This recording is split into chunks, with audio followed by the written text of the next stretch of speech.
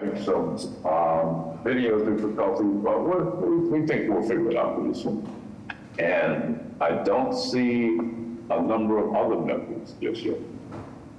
Okay, I see Alan, Jean, yourself, myself, David, Chevelle, Giovanni. I think I see everybody.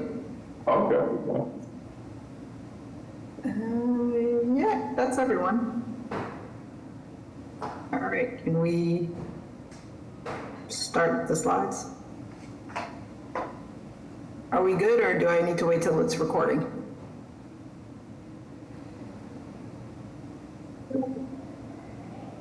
Recording in progress. All right, good morning. The City of Boston Zoning Board of Appeal hearing for June 25th, 2024 is now in session. The hearing is being conducted in accordance with the applicable provisions of the open meeting law, including the updated provisions enacted by the legislature last year. The new law allows the board to continue its practice of holding virtual hearings until March 2025. This hearing of the board is being held remotely via the Zoom webinar event platform. This hearing is also being live streamed. In order to ensure this hearing of the board is open to the public, members of the public may access this hearing through telephone and video conferencing. The information for connecting to this hearing is listed on today's hearing agenda, which is posted on the public notices page of the city's website, boston.gov. Members of the public will enter the virtual hearing as attendees, which means you will not see yourself on the screen and you will be muted throughout unless administratively unmuted when asked to comment. Board members, applicants, and their attorneys or representatives will participate in the hearing as panelists, and they will appear alongside the presentation materials when speaking. Panelists are strongly encouraged to keep video on while presenting to the board. As with our in-person meetings, comments in support will be followed by comments in opposition. The order of comments is as follows: elected officials, representatives of elected officials, and members of the public. The chair may limit the number of people called upon to offer comment and the time for commenting as time constraints require. For that reason, the board prefers to hear from members of the public who are most impacted by a project, that is, those individuals who live closest to the project. If you wish to comment on an appeal, please click the raise hand button along the bottom of your screen in the Zoom webinar platform. Click it again and your hand should go down. When the host sees your hand, you will receive a request to unmute yourself. Select yes, and you should be able to talk. If you are connected to the hearing by telephone, please press *9 to raise and lower your hand. You must press *6 to unmute yourself after you receive the request from the host. Those called upon to comment will be asked to state their name and address first and then provide their comment.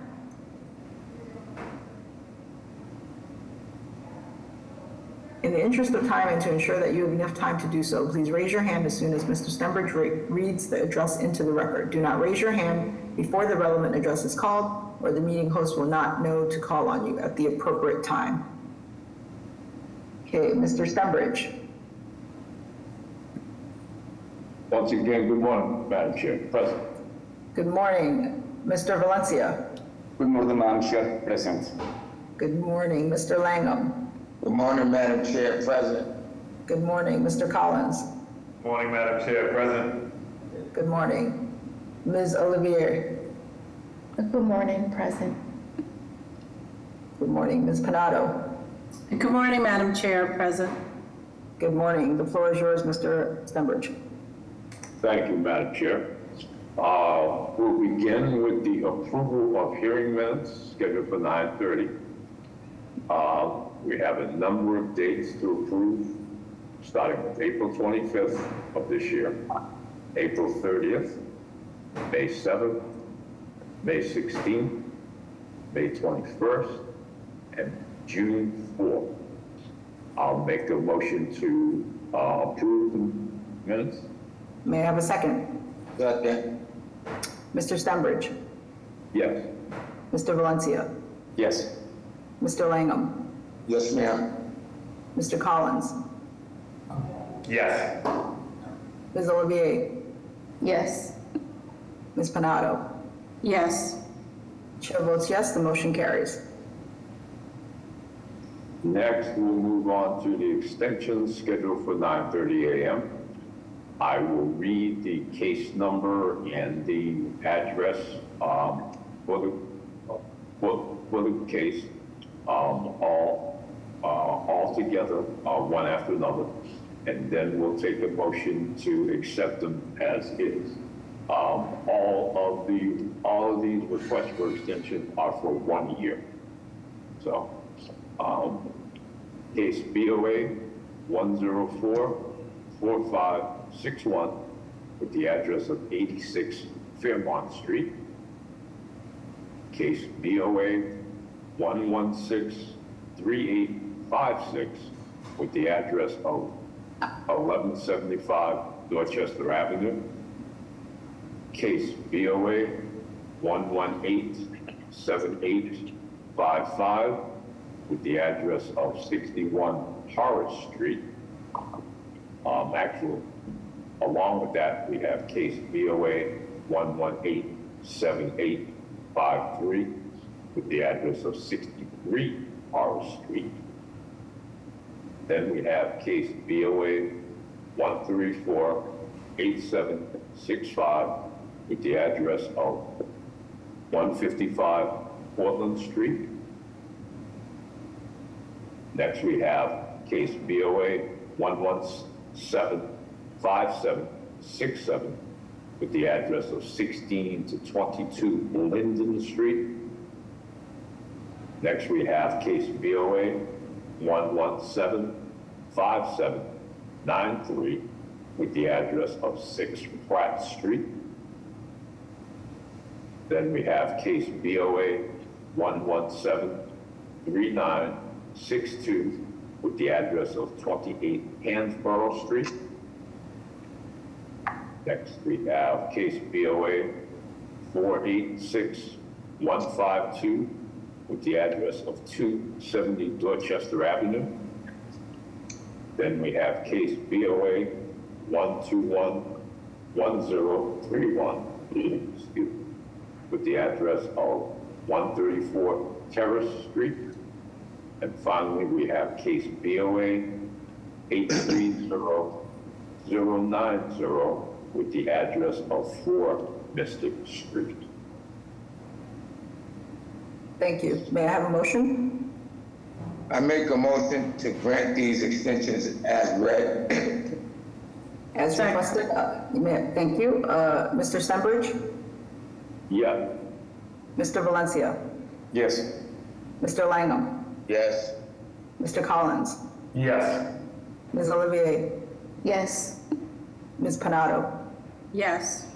Chair votes yes, the motion carries. Next, we'll move on to the recommendations from the recent subcommittee meeting on the 13th of this month. We'll start off with case BOA 1592730 with the address of 135 Chelsea Street. That was approved. Next, we have case BOA 1569956 with the address of 867 to 871 Boylston Street. That was approved.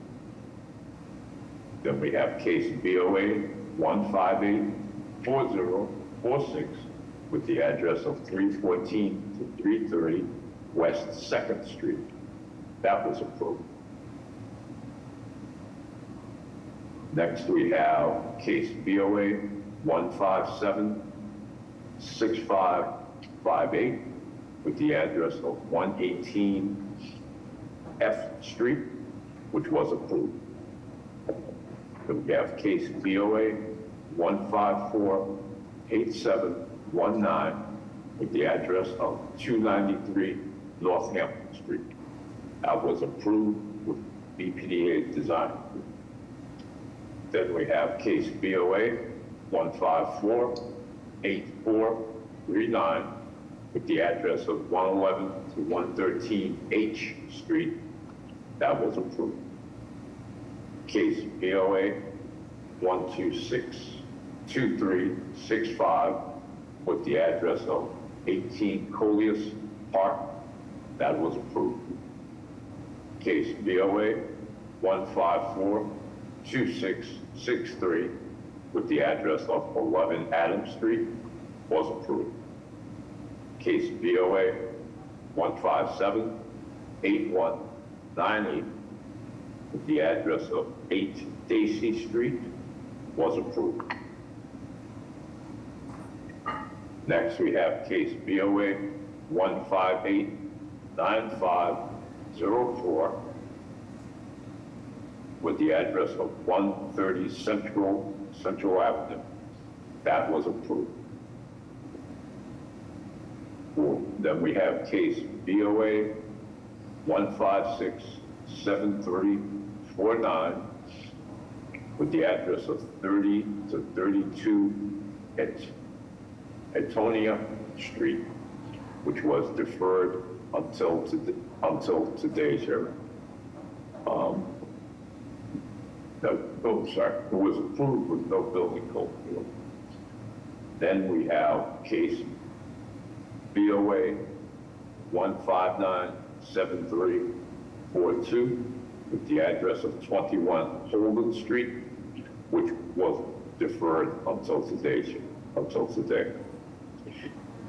And finally, case BOA 155-2488, the address of 340 Baker Street, was approved with design review for the planned third floor.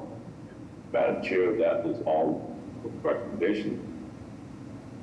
Thank you. May I have a motion? Motion to approve recommendations. May I have a second? Second. Mr. Stenbridge? Yes. Mr. Valencia? Yes. Mr. Langham? Yes. Mr. Collins? Yes. Ms. Olivier? Yes. Ms. Panado? Yes. Chair votes yes, the motion carries. Next, we'll move on to groundwater conservation overlay district only hearing, scheduled for 9:30. What we have is case BOA 159-2042, with the address of 131 Commonwealth Avenue. If the applicant and/or their representative is present, would they explain to the board, please?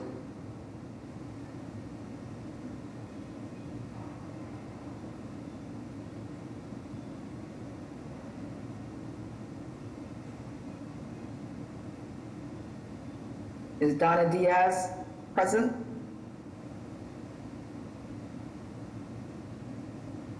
Hi Donna, if you're on, can you raise your hand or send a message in the chat for the representative for this project? Which is a way to sort of quantify a qualitative.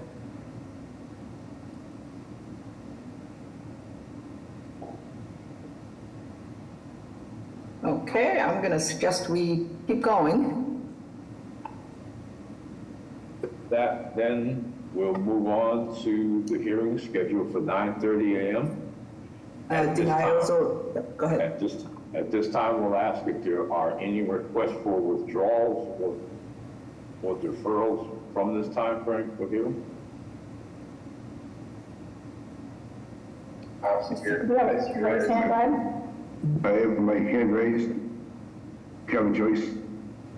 It's case number BOA 159-7093, 22 Monument Square. I request a deferral on this matter. Yesterday we received a recommendation from the Board of Appeal, from the BPDA that seems to be, raises questions as to whether or not it was cited for the proper relief by the ISD. So I'd like some time to clarify that. Okay, Mr. Stenbridge needs to read it into the record. Thank you. So again, that would be case BOA 159-7093, with the address of 22 Monument Square. Kevin Joyce, 50 Franklin Street, Boston, requesting deferral. I'm going to clarify the relief needed with ISD. Samantha, do you have a hearing date? Madam Chair, we have a date of July 30th. If that's not long enough, we could do August 13th.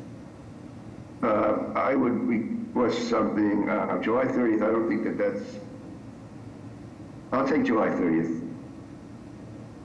May I have a motion? Motion to clear July 30th. Second.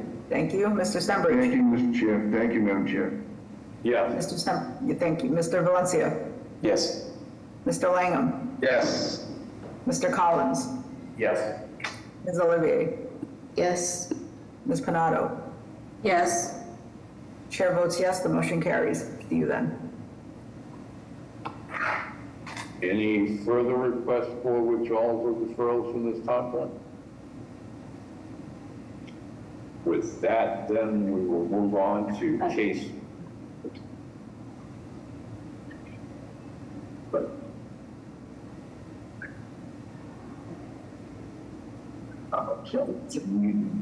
bear with me, Madam Chair. 130, they're here. I believe we now have 131 Commonwealth Avenue.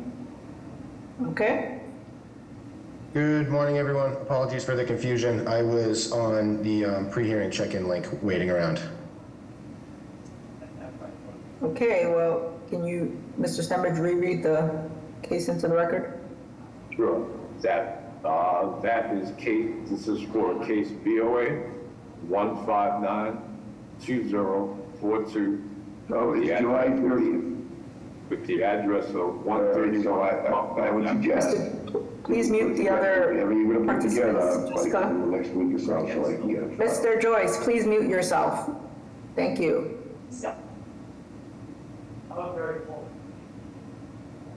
Okay, Mr. Stenbridge, sorry about that. Okay. Just for clarity, I'll read it again. For the groundwater conservation case. Case BOA 1592042 with the address of 131 Commonwealth Avenue. Is the applicant and the representative is ready? They can explain to the board. Yes, sir. Thank you very much for the introduction. My name is Anthony Proya. I'm the project manager for Youngblood Builders, who is the builder on the project and the primary applicant.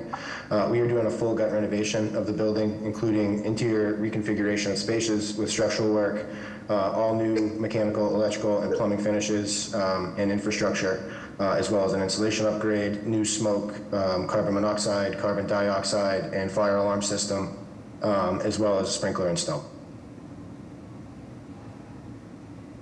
Is Mr. Simonelli on? Yes, Madam Chair, good morning. Christian Simonelli, Boston Groundwater Trust, and we have both recharge letters from the applicant. Great, thank you. Any questions from the board? May I have a motion? Motion to approve. May I have a second? Thank you. Mr. Stenbridge? Yes. Mr. Valencia? Yes. Mr. Langham? Yes. Mr. Collins? Yes. Ms. Olivier? Yes. Ms. Panado? Yes. Chair votes yes, the motion carries. At this Thank you all very time, much for your time. Oops, sorry, Norm. Okay. We'll return to the hearing schedule for 9:30 a.m. We'll start off with case BOA 1577687 with the address of 477 LaGrange Street. If the applicant and the representative present, would they explain to the board, please?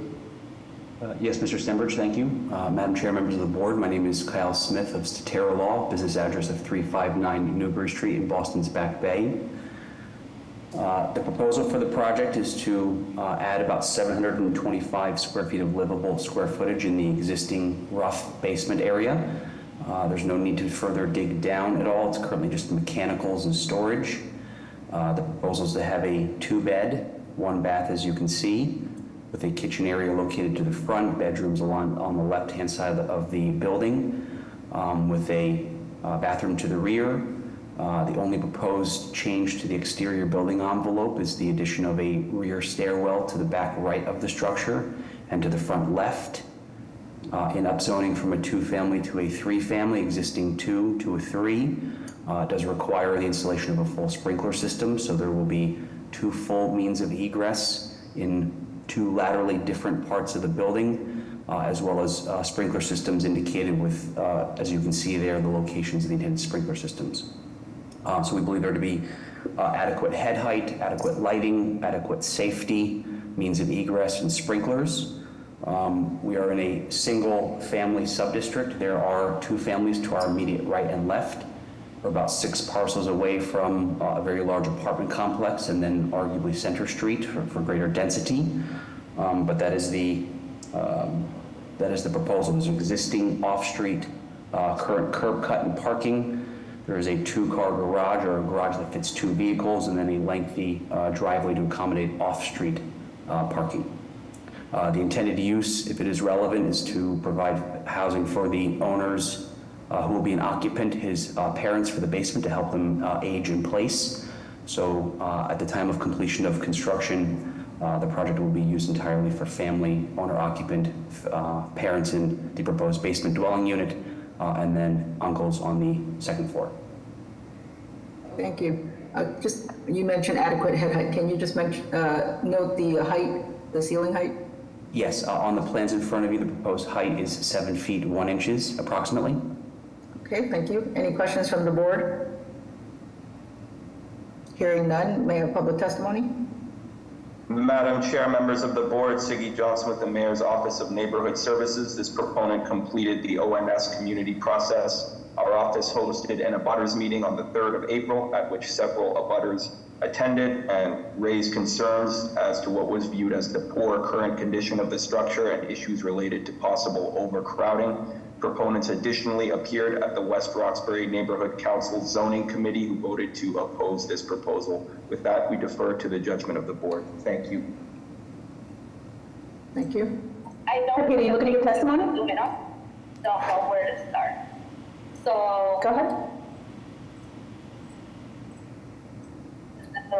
Hi, Peter, are you looking at your testimony? Can you hear us? Hi, yes, I'm sorry. I didn't realize that I was next. Okay, go ahead. And maybe Yeah, this is Peter Lowe. I live at 494 LaGrange Street, just down the street from the building. I'm in opposition to the proposal to change occupancy to 3-family with the basement unit for 2 main reasons. The first is the insufficient parking, and the second is lack of upkeep of the present structure.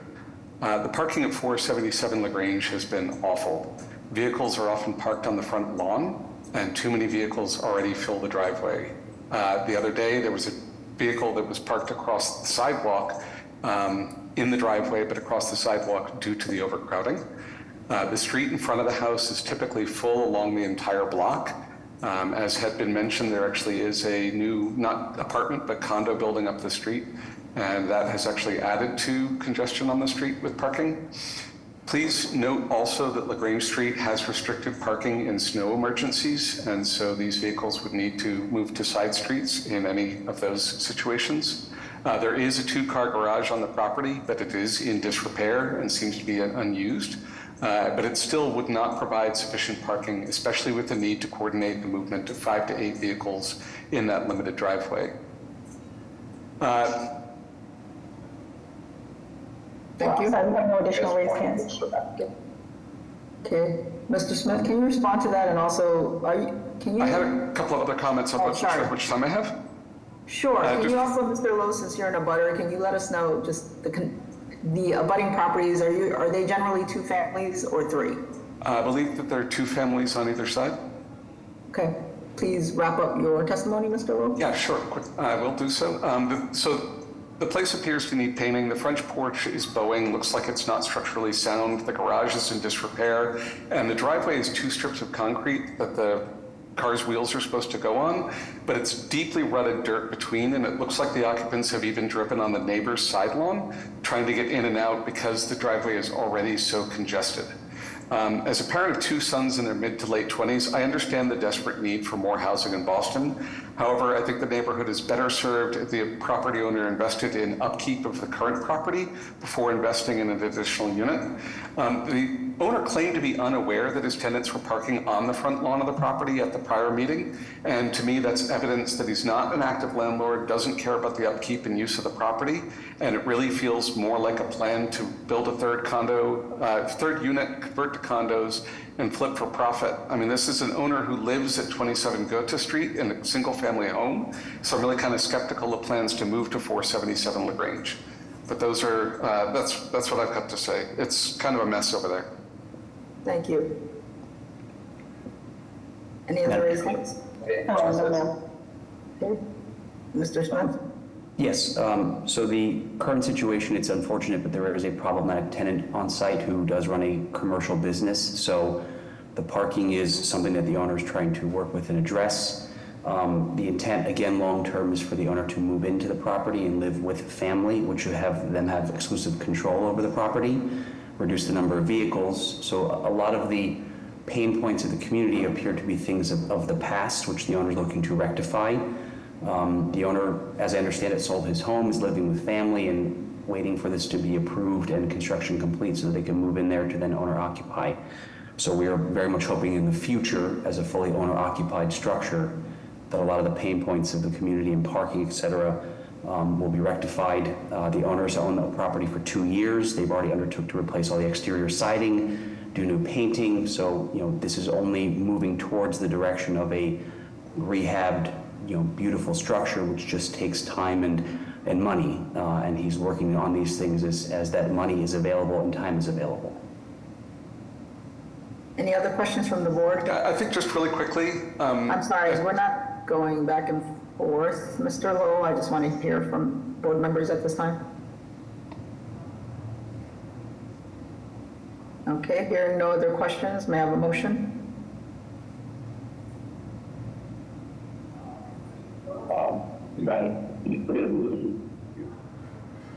Madam Chair, I'll make a motion for approval with no building code relief. Is there a second? Second. Mr. Stenbridge? Yeah. Mr. Valencia? Yes. Mr. Langham? No. Mr. Collins? I'm sorry, Mr. Collins? I'm gonna vote no. Ms. Olivier? Yes. Ms. Panado? Yes. The chair also votes no, the motion does not carry. Is there another motion? I'll motion to deny without prejudice. Is there a second? Second. Mr. Stenbridge? Yeah. Mr. Valencia?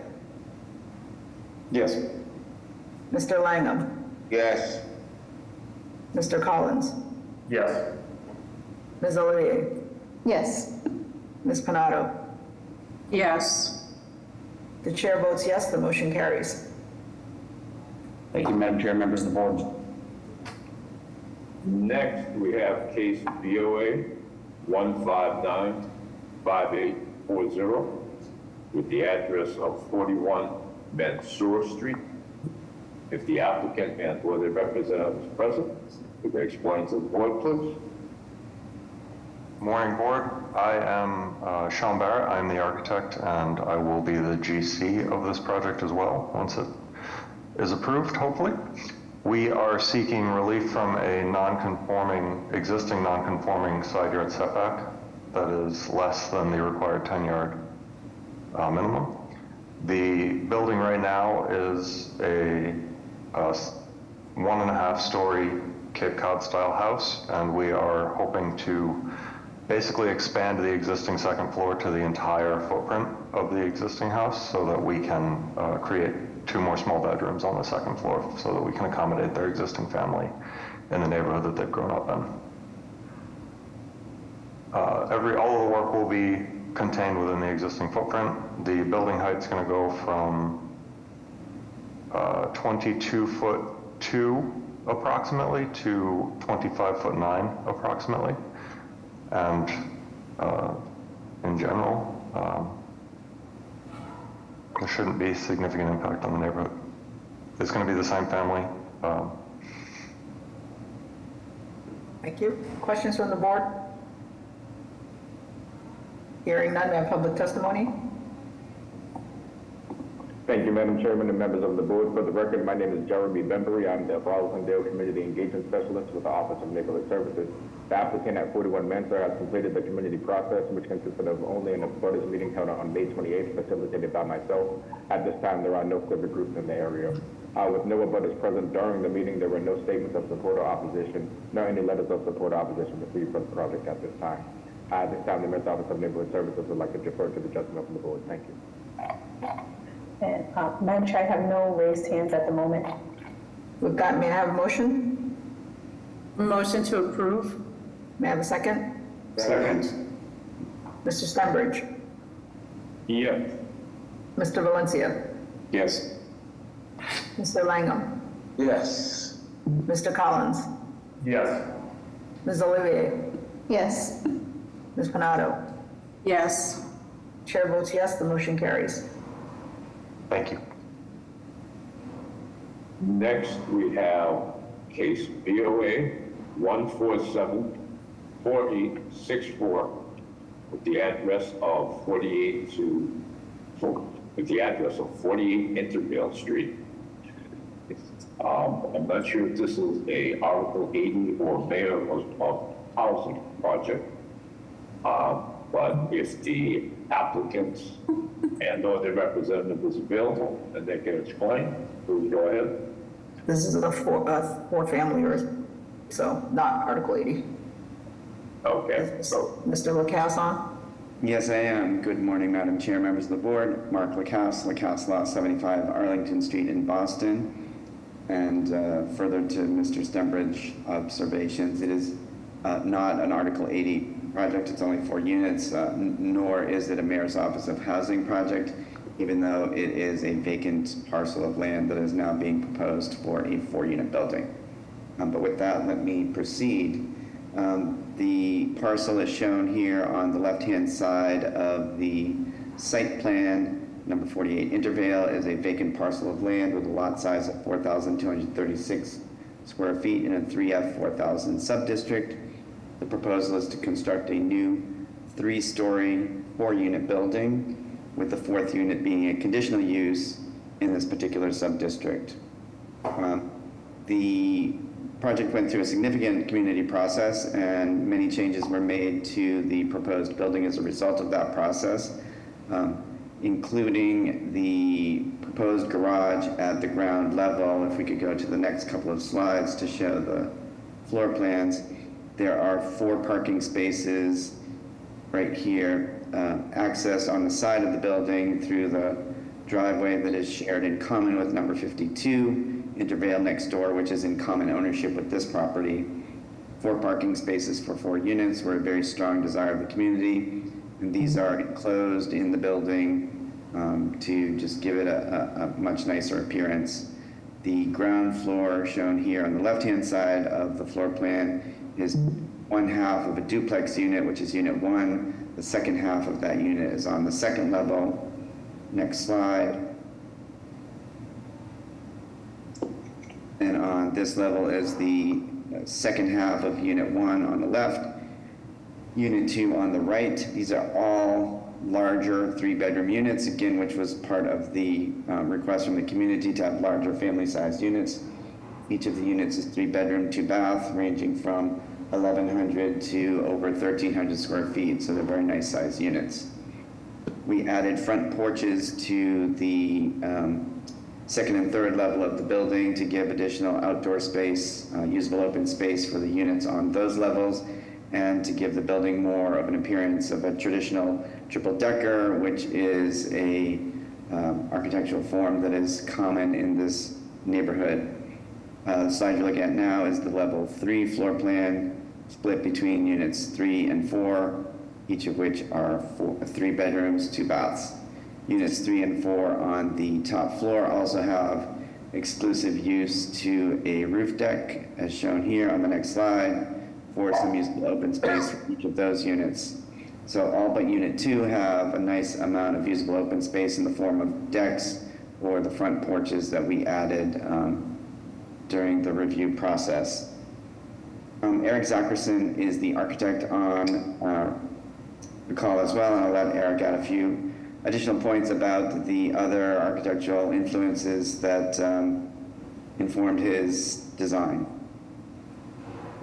Thank you, Mark. The only things I would add, and you could scroll to the next page, is that we've worked with the neighbors to try and develop something that contextually fits into the neighborhood, both in scale and materials, being 3 stories with the roof deck set far back from the front and as far from the sides as possible to try and help this building really fit in with what exists around it. And Madam Chair, if I could just comment on the BPDA recommendation, which generally recommends all of the relief sought, but suggests that there be design review with an effort to reduce the floor plate. We'd like to sort of push back on that to the extent that, again, the entire building with the garage at the ground floor enclosed with the 4 parking spaces, the larger 3-bedroom family-sized units, arranged nicely, any reduction of the floor plate in light of the otherwise fairly minimal extent of the relief sought for each of the variances would really disrupt the entire plan itself. With that, I will conclude our presentation. Thank you. Questions from the board? Yeah, I have one small question. Concerning roof deck, is it any more roof decks in that area? There are none, Mr. Langham, but again, with the roof deck issue was desire to create some usable open space for the upper floor units, same as adding the front porches, just to create some usable open space. There certainly is a predominance of front porches and triple-decker style front porches, so the roof decks, again, were a desire to create some usable open space for the upper floor units exclusive to each of those units, and this is intended to be condominium ownership, so they would be owner-occupied units. So there's always a delicate balance between those issues. We understand. Only if I ask that question. I know roof deck seems to be a place to party at night. I'm just concerned about the other neighbors, and we're having a roof deck and people hanging out there late at night. Understood, and it's an issue that comes up in every neighborhood in the city, and there are countless tens of thousands of roof decks that are not problematic, and it's always that delicate balance of using decks as usable open space, which the zoning code actually provides for and advocates for the creation of decks and porches to satisfy the usable open space requirement, with the corresponding, we'll call it the knucklehead problem. Every so often there's somebody that has a roof deck or a porch and disrespects their neighbors and the neighborhood itself, but we don't think that that's a reason to punish everybody when it comes to the creation of usable outdoor open space. Okay, thank you. Thank you. Any other questions from the board? So can you speak to the rear yard setback and how what you're proposing relates to your abutting properties? And also, would it remove all of those trees that are currently exist on the property? Eric, can you grab that one? Yeah, I think, so the proposed rear yard has 7 feet of space between itself, between the building and the neighbors. The idea was to cover the parking so that it's not kind of in the rear yard. So the ground floor is just parking coming up the rear of the building, which we felt the green space back there, it's good to have it as a screening and buffering, but it's going to be lightly used with the decks on the upper levels being the primary outdoor space for this particular type of tenant. I'm not sure I heard how it relates to your neighbors, the setback. We are we're 7 feet from the rear property line, and we are 3 feet from the property line on one side and about 7 feet from the property line on the other side. Yeah, I'm more interested in alignment and sort of how what you're proposing aligns with the current built environment. So, do other buildings have 7-foot setbacks, or are there, No, the surrounding buildings have more of a larger rear yard than ours does, and without the roof decks. But we've put the outdoor space on upper levels in order to hide the parking under the building. And I assume there would be really no green space as a result. There's a 3-foot buffer on one side and there's a 7-foot buffer on the rear. And what would happen in that 7-foot buffer? Oh, that's all green space. And the buffers. No additional questions. Thank you. Mr. Hampton, do you want to comment on the design review? Should we get there? Thank you, Madam Chair, members of the board. Jeff Hampton, BPDA. Should you get there, obviously we'll want to have design review, and as Mr. Lacasse knows, all our discussions can happen during the design review process. These are just recommendations for our final vote, but if the board should get there, we'd have those discussions through design review. Thank you. Thank you. Any other questions from the board? Hearing none, may I have public testimony? Yes, Madam Chair, members of the board, Connor Newman with the Mayor's Office of Neighborhood Services. At this time, the Mayor's Office will defer to the judgment of this board. Some background information on the community process. ONS hosted a butters meeting on November 1st. Proponent presented to the Intervale Normandy Neighborhood Association November 2nd. After that, they made some changes, and in March they received an updated refusal letter from ISD. We had recommended that they check back in with the Civic Association, present again. I'm not sure if it occurred. Throughout the process, there was concerns and opposition raised from residents who live on Intervale, Normandy, the Devon Streets, who are also members of the Project Right, which is the neighborhood association. They expressed concerns regarding the size of the proposed building, taking up a good chunk of the plot, as well as concerns that currently that lot has been subdivided. It serves as parking for the next door 52 Intervale Street. So they're concerned that those cars will then be out on the street, leading to more competition for parking. Concerns were raised regarding proposed roof decks, with residents citing existing issues with several loud and late night music from parties that occur in the neighborhood already, and they feel that roof decks could contribute to this problem. And then, as I mentioned, just concerns about the size of the building and the potential lack of green space if approved. With that, we'll refer to the board at this time. Thank you. Thank you. Mike? Sorry, Mike, your hand, are you looking to give testimony? Yes, sorry. This is Mike Kosu from Project Right, 320A Bluha Avenue. There were several meetings with the developer. There has been some progress made, but we're really concerned about the roof decks. And if you need the roof decks to create open space, then I think there's a flaw with the problem, with the proposal.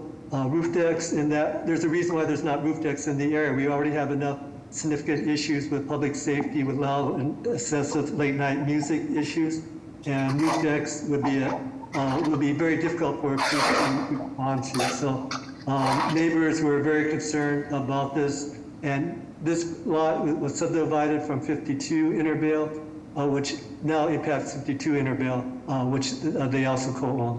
Thank you. Bruce? Thank you.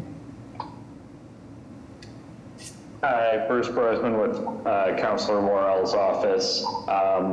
We have heard from the civic associations about concerns with the roof decks and with parking. We have also met with the developer, and we are pleased to see that they have made it 3-unit residencies. And we do also encourage green roofs, but we are concerned about the noise issues. So at this time, our office will defer to the board's decision. Thank you. I have no additional raised hands. And I'm sorry, I might have missed this. Can you confirm it's 3 units or 4 units? It's 4 units, and one note, the parcels were not subdivided. Number 48 and number 52 are and always have been separate parcels. They're in common ownership, and as shown on the site plan, there is a proposed joint driveway running through down the middle of 48 and 52 that serves as the driveway for the garage entrance to 48, the new building, and to a rear parking area behind number 52, the existing building. So there's no subdivision. There is a shared common driveway down the middle to create the access to the enclosed garage parking in the proposed new building, and parking for the existing building in the rear yard of that building. But they are separate parcels and always have been. Okay, other questions from the board? Hearing none, may I have a motion? Madam Chair, I make a motion of approval with BPDA design review, special attention to improving parking configuration. Any concerns about the roof deck? Well, attention, if you want to add anybody a proviso about the roof deck, I will take it. I might consider a proviso with no roof decks. A proviso of no roof decks. Is there a second? Second. Mr. Stenbridge? Mr. Stenbridge? You're on mute. Sorry, Madam Chair. Yes. Mr. Valencia? Yes. Mr. Langham? Yes. Mr. Collins? Yes. Ms. Olivier? Yes. Ms. Panado? Yes. Chair votes yes, the motion carries. Thank you kindly.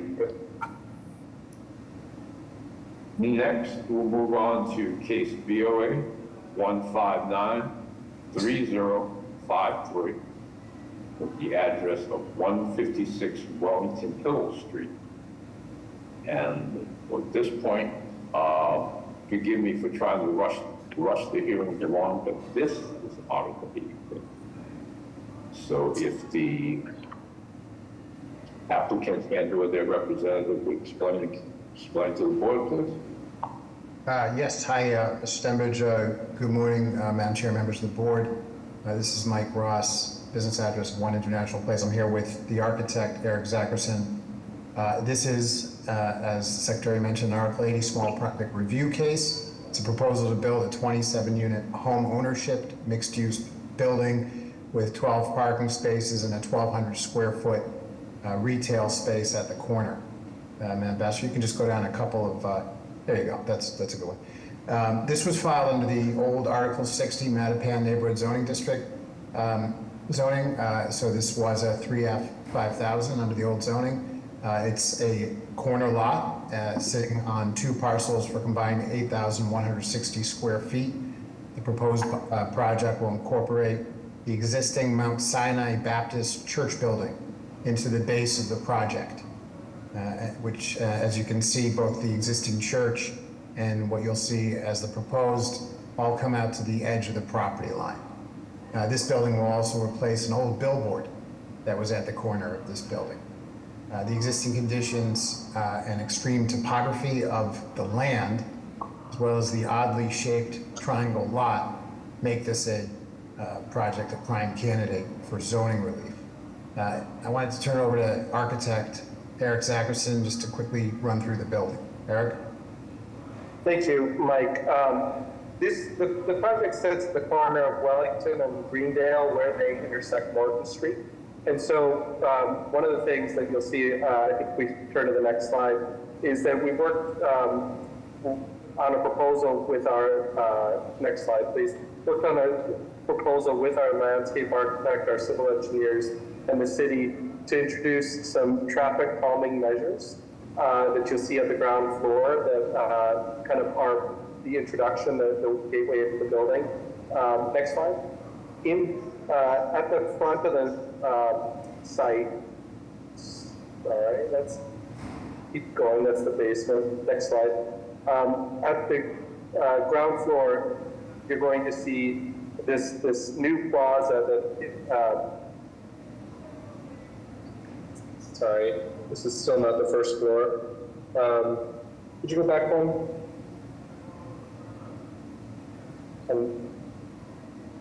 Eric, it's towards the end, I think, in the landscape section. So you just maybe walk through the building first if you want. Okay, so going to the building, there's what is considered the basement on the along Wellington Street is the bottom side of this page. The top of the page, Greendale, is at such a lower elevation that you're able to enter directly into the garage space that is the lower volume, or the volume on the left. And then the retail is also at grade at that intersection facing towards Greendale and Wellington Street. And it was critical, I think, in our neighborhood discussions or discussions with the BPDA that retail space remain as a retail space and be something that is kind of integral to the neighborhood and will work well with the plaza that I promise we'll show you in a minute. Next slide. Above this, on kind of the first level, upper level, there's an entrance off of Wellington Street, which you see at the lower left here, and then the 6 residential units that ring around this. And they range in size from 650 square foot 1 beds to some larger 2 beds and even a 3 bed at the very nose of the building. Next slide.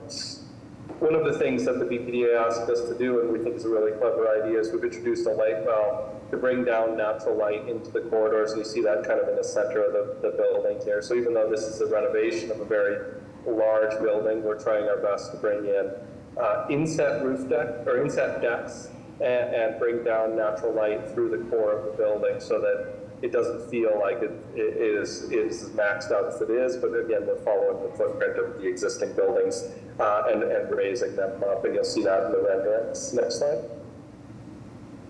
I think this is the next slide, so a similar level above that. Next slide. And then on the roof, we have the common roof deck, which has elevator access and 2 stairs. But we pushed this roof deck really as far into the middle of the building as we can, partly because we want to protect it from the surrounding traffic. We want to make it a fun, usable space. We have surrounded it at the top, you see, with exterior green roof so that it doesn't get too close to the property, to the edge of the roof, but also kind of serves as a natural buffer between the rooftop mechanicals that are going to be around there, between the neighbor and the street. And then on the only amenity really on this floor is 1 common toilet, just to make sure that if there are people up there, that they have that as an accessible point. But this is our way of introducing a little bit of open space onto a building that had previously occupied the entire site. Next slide. So you see here in the elevations how we're kind of setting a new 2 stories on top of the existing shaded blue area, which is the existing church. Next slide.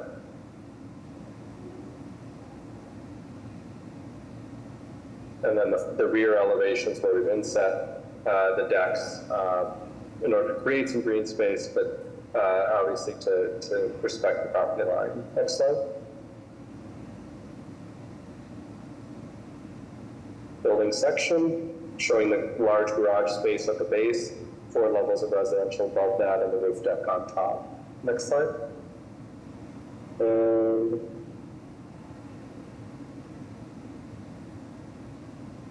A few renderings to show it in context in relationship to its building, to its neighbors.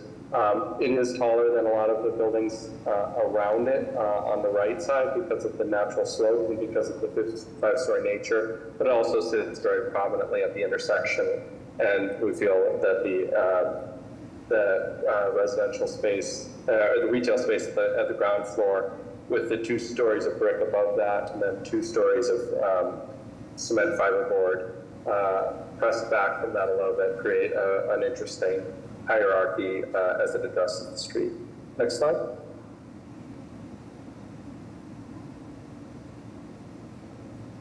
The existing context. Next slide. And then there's the plaza I was promising earlier. So this would involve extending the nose of the existing concrete out. This is a place where one of the comments we've heard repeatedly is that the cars come down here very quickly. And so there's a limit to what we can do. We can't impact the other sides of the street the way we might want to because of jurisdictional issues, but we can in here, and we're encouraged by the BPDA to introduce something that brought in some street trees, brought in a little plaza area that hopefully will relate to the eventual retail tenant and will definitely force cars to make very careful decisions and come to a slower approach to the intersection. Next slide. I think that might be the last one. And then a section cut through the plaza to kind of help understand that the sidewalk at Wellington Hill is higher than the sidewalk at Greendale. A question, the brick building is across from you. Any idea how many units that building is? Is it considered one or several? I think it was several buildings, right, Mike? Yeah, it's a mix, Madam Chair. There's, to the left of us, two over, there's a somewhat substantial apartment building, several units, 6, 8 units perhaps, maybe more. But then there's some 2s and 3s mixed in the neighborhood as well. It's a real mix. Where we connect on the left, we're down to about, I could walk you through the zoning actually, Madam Chair, really quickly if you'd like me to. So under Article 60, the use retail is forbidden in the 3F 5000, so that's triggered MFR as well, multifamily. The FAR here was a pre-existing FAR above the 0.8 that was allowed. We're now at a 3.75. The height in this district calls for 35. At the highest point, we're at 57, 10 inches. But all the way to the left, we're a lot closer to that 35 number, but you count the 57. We're 5 floors at the point where you see it right now, but again, on the left, we're down to about 3.5. It's that topography that changes the building. Our side yard was pre-existing, was 0, remains 0 in what is called for a 10-foot side yard. We're cited for additional lot area, and then we were cited for open space as well. The off-street parking and loading, we have 12 parking spaces for the 27 units instead of 27 parking spaces.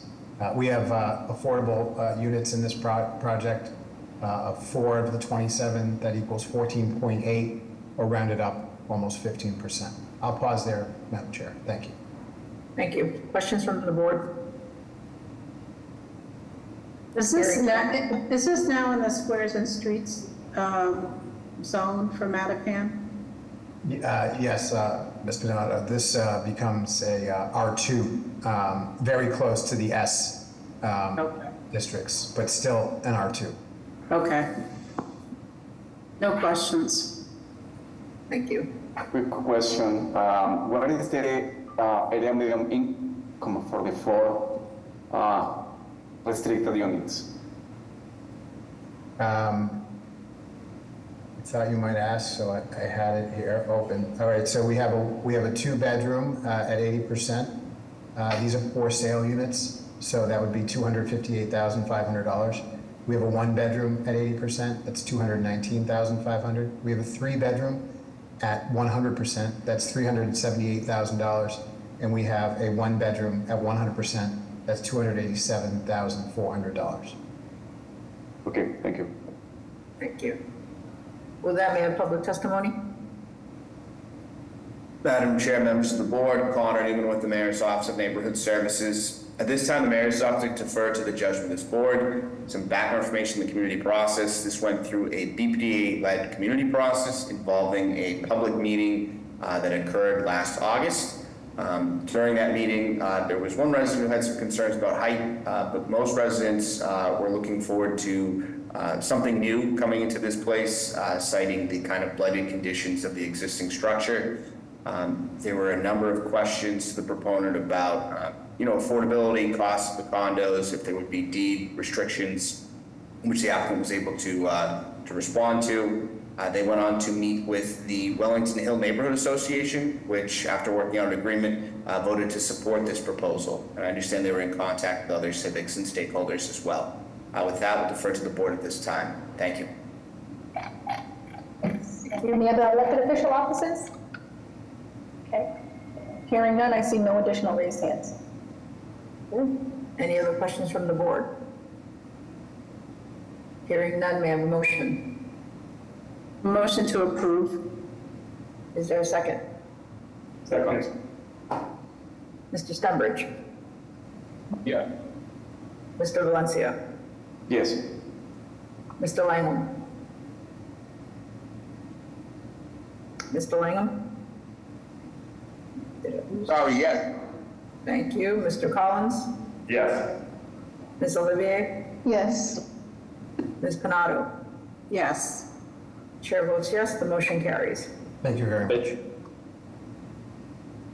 Next, we have case BOA 1590502 with the address of 8 Bernie Street. The applicant and/or the representative is present. Please explain the case of the board.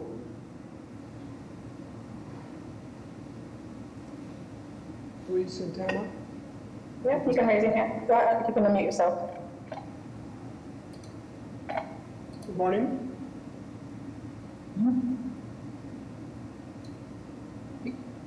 We see you. You just need to unmute yourself, sir. I did. Can you hear me now?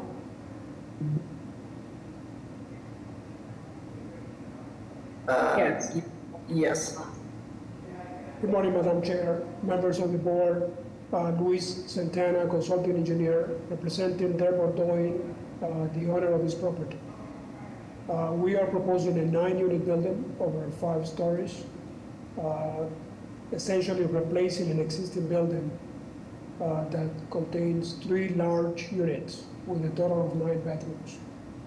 The net gain in terms of number of bedrooms will be 3. We have 4 1-bedrooms, 3 studios, 1 2-bedrooms, and 1 3-bedrooms. The last 2 floors is a duplex. Those are where the larger units will be contained. The 4th and 5th floor contains units with 2 and 3 bedrooms respectively. The other floors are studios and 1 bedroom. We are essentially shrinking the existing footprint of the building to allow for openings on either side yard. This is a 5-story building with a height to the top of the roof about 45 feet. The existing building to the top of the head house is about 42 feet. And the reason to that, I want to emphasize the height. It was one of the questions during the voters meeting. The site slopes from Dell Avenue to Tremont Street. There is a substantial change in topography of about 18 feet. In addition, there are multiple dwelling units in the vicinity. Across the street, we have a 24-unit building, and all the other buildings are elevated with a basement about 5 feet above the finished grade. And so, although significantly high at 5-story, it blends with the roof line of the existing building for the most part, due to the drastic topography on the site. So the net gain in height, excluding the head house, it will be about 3-4 feet from the existing height of the existing cupola and head house of the existing building. The units are small for the most part, under 500 square feet, with the exception of the 2 larger units, which are up over 1,000 square feet per unit.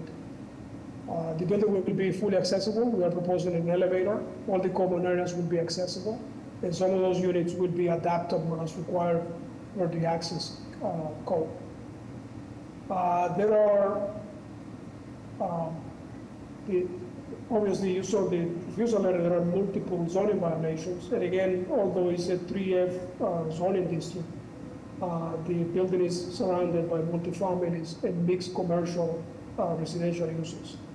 Also, we are within less than a quarter of a mile of public transportation, Roxbury Crossing, T station, and the bus line on Tremont Street. And we will be providing also the amount of affordable unit as stipulated in the inclusionary development policy by the BPDA. With that, I conclude my presentation. If the board has any questions, we're glad to discuss them. Thank you. Mr. Santana, there are a couple of feedback from the BPDA that includes questions about ADA accessibility and bay windows Would you like to elaborate and talk about those? Yes, Madam Chair. We are proposing an elevator, and there is a vestibule that includes the main front stair and the elevator lobby. And that will provide, so the building, all the stories will be fully accessible, all the common areas, that is the goal. And the units will be built as adaptable for access. In terms of the bay windows, the existing building that we will be replacing has bay windows. We will basically duplicate that. We will be a little bit larger, but they will be within the allowable projection on the public sidewalk, which is 3 feet. Can you clarify, so maybe I should have Mr. Hampton weigh in, but they talked about access within duplex units and how someone would access the floors within the unit. One of the top units will be owner occupied, and the elevator reaches all the stories. Okay. Other questions from the board? Well, the elevator reaches the stories, but the units are duplexes. So how does one get from the first floor to the second floor in their unit?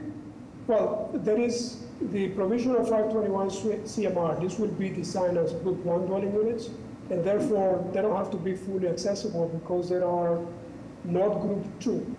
And what that means is that they will be built as adaptable, meaning if someone with an impairment or disability moves in, those units can be easily converted into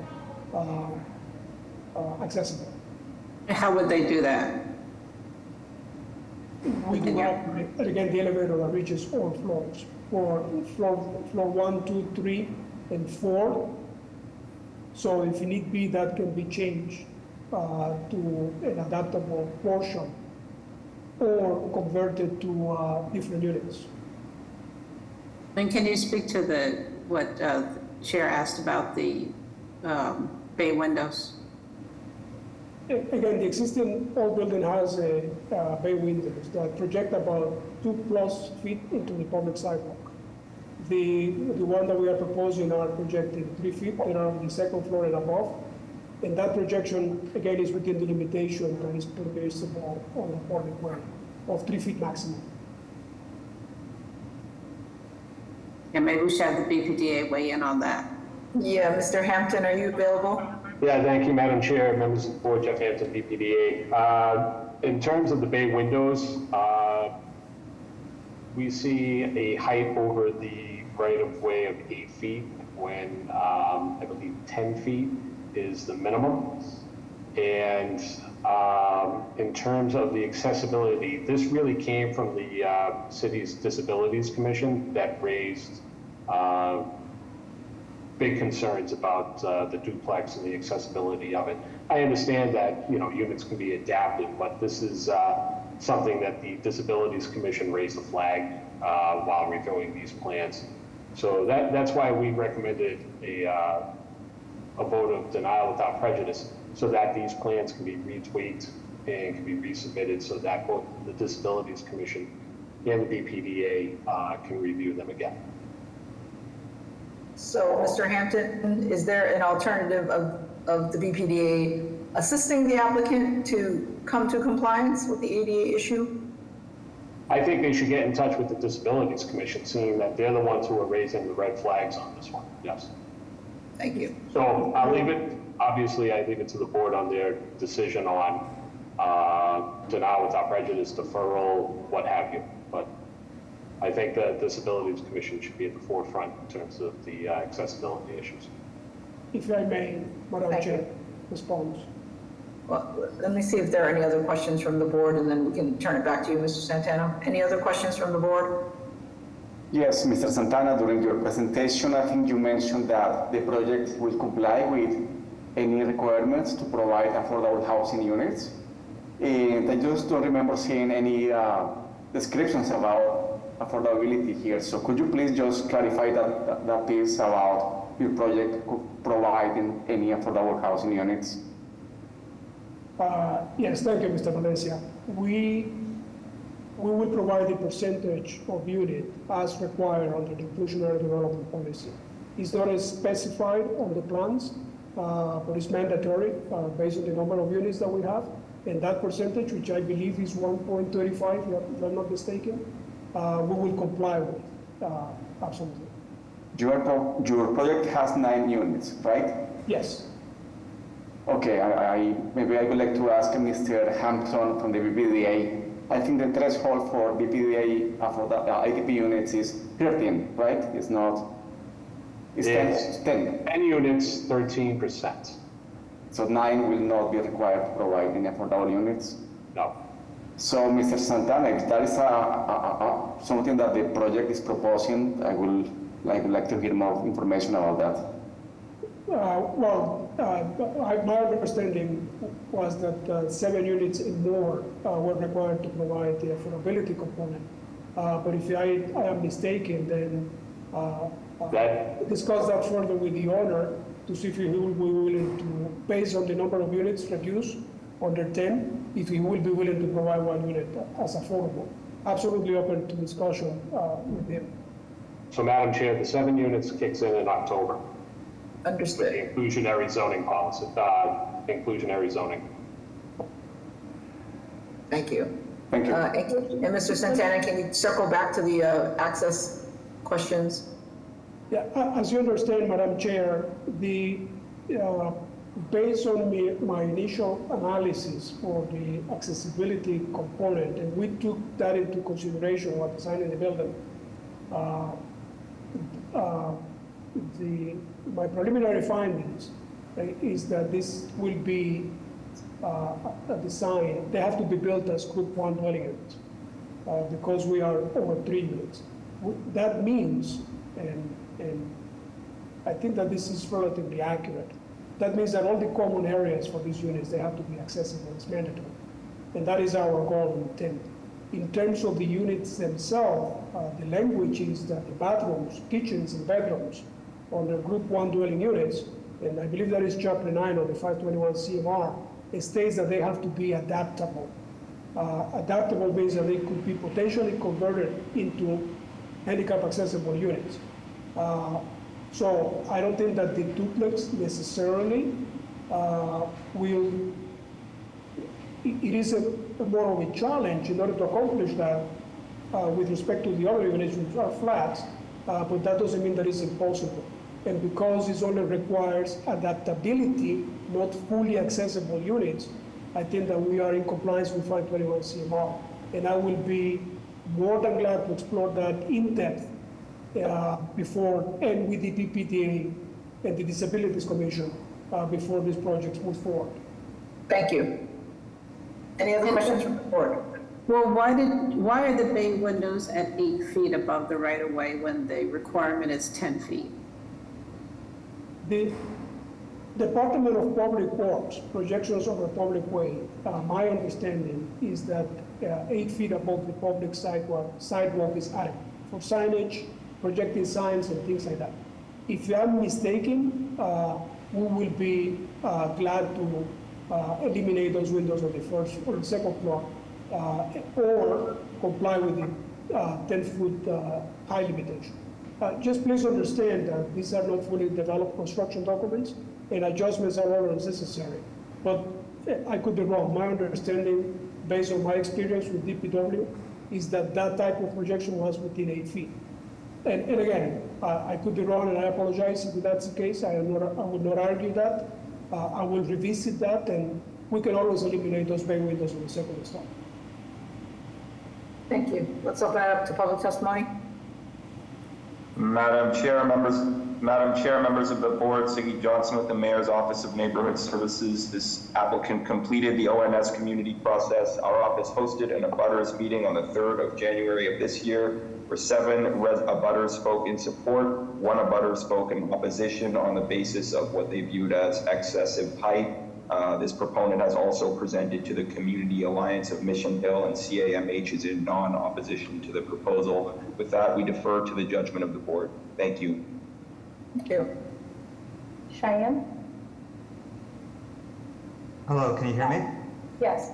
Hi. So I would like to read this into the testimony. It's a statement from Councilor Sharon Durkin, City Councilor, District 8. Dear Chair Dong and members of the board, as the District 8 City Councilor representing Mission Hill, I am writing in support of the proposal to demolish the existing 3-story building and erect a new 5-story building with 9 units. The project is being proposed by a respected business owner in Mission Hill. I have full faith that this will be a wonderful addition that will enhance the street and make needed repairs to much needed living units in Mission Hill. In addition, the proposal has received the support of the Community Alliance of Mission Hill. I ask the board to approve this proposal. Thank you. Good morning, Madam of the Chair, members of the board. Ana Calderon from Councilor Alarge Henry Santana.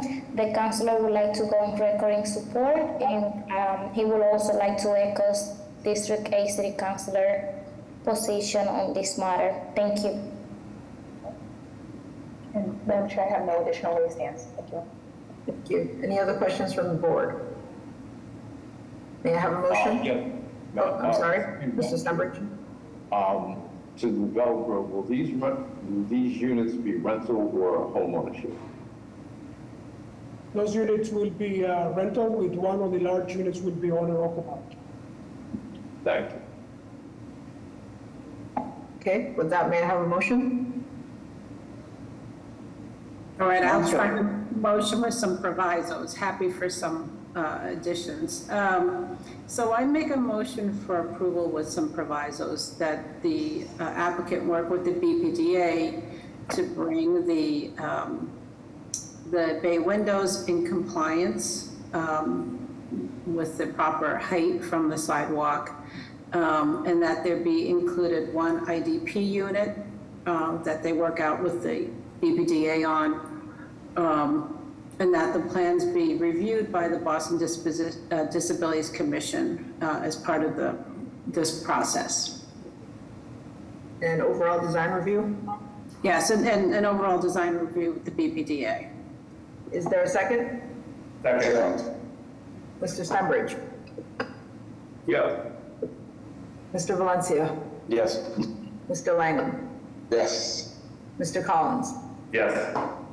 Ms. Olivier? Yes. Ms. Panado? Yes.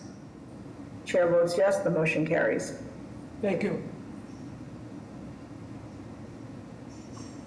Next, we have case BOA 1590133 with the address of 1 Exeter Plaza.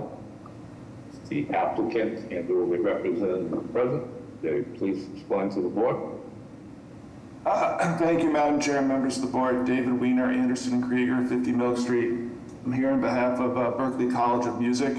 My clients, Caitlin Pasafaro and Aaron McCabe from Berkeley College of Music. I believe they're sort of linked in as presenters, and I think they're going to take the lead on the presentation, if that's okay with the board. Of course. Thank you, David. Good morning, members of the board. As David just said, my name is Caitlin Pasafaro, and I serve as Chief of Staff and Vice President of Community and Government Relations at Berkeley College of Music. I'm, as mentioned, joined here by my colleague, Aaron McCabe, Vice President of Facilities. A little bit about Berkeley, located in the Back Bay in the Fenway neighborhoods of the city. Berkeley is the premier institute of music and performing arts, with locations in Valencia, Spain, Abu Dhabi, New York City, and of course our home base being the great city of Boston. In the city, we educate approximately about 5,800 undergraduate and graduate students. We're here before you today to discuss our conditional use permit application for the use of 1 Exeter Plaza, also known as 699 Boylston Street. Berkeley's intended classroom and dance studio space are college or university educational use, which requires the conditional use permit, as this is a general business district in the Back Bay. Berkeley has signed a 15-year lease with 2 5-year options for approximately 9,300 square feet of space at 699 Boylston. 8,300 of which is on the lower level, and about 1,000 is on the ground floor street level. This space was previously used as the TB12 gym space, which closed back in May of 2023 and the space has been vacant since then. We are hoping that we can have this space operational for the upcoming fall 2024 semester for our dance program. We do intend to operate this space 7 days a week. However, given the high density of the area, we think that this will be minimal impact on the neighbors. We have had an abutters meeting through Neighborhood Services and also had a subcommittee meeting of the Neighborhood Association of the Back Bay and have not heard any concerns from abutters. I will now turn it over to my colleague Erin just to speak to some of the specifics of the use of the space. Thank you, Caitlin. So if we could just go to the next slide. As you can see, this is a Class A office building on Boylston Street at roughly around 210,000 square feet. The space will be used to meet the demand for our dance program. We're going to be adding 3 dance studios in the lower level, and the first floor space will be open as a grab-and-go cafe for our students and to the public, with hours of 7:30 a.m. to 8 p.m. As Caitlin mentioned, we're anticipating opening in the fall to meet that demand, the space again will have commercial and contemporary dance. Next slide, please. Thank you very much. So this gives you an idea of what the first floor will look like. It's going to be very similar to the previous use as TB12. In fact, we're going to use the same footprint of the layout, just modify the counter for a grab-and-go case. And our partners with Aramark Food Services will be operating the space. Again, this space provides the access to the lower level for our students. There'll be a security guard positioned within the space at the lower level, but we're excited, and the tenants in the building are excited for this additional food offering on the first floor. We'll have a video wall installed similar to TB12 on the back wall to showcase Berkeley student performances, and the community is excited about this very high-end space for our presence. Next slide, please. So again, this is a fully accessible building. There's elevators available for students who may need it to access the dance studios, which is great. Our partners at AEW Capital, the landlords, are very accommodating in that way. But the lower level dance space, as you see, we have an existing dance studio, and then AEW is building out 2 additional studios for Berkeley. We have the access of some high-end and new locker rooms that TB12 built out, and the rest of the space is mechanical. Occupancy for the dance studios is roughly around 22 people, so the maximum in the lower level would be 66 people at any time. Again, as Caitlin mentioned, the space will be available for students who want to come and practice on the weekends and in the evening hours. We certainly don't anticipate that level of maximum occupancy during those off hours.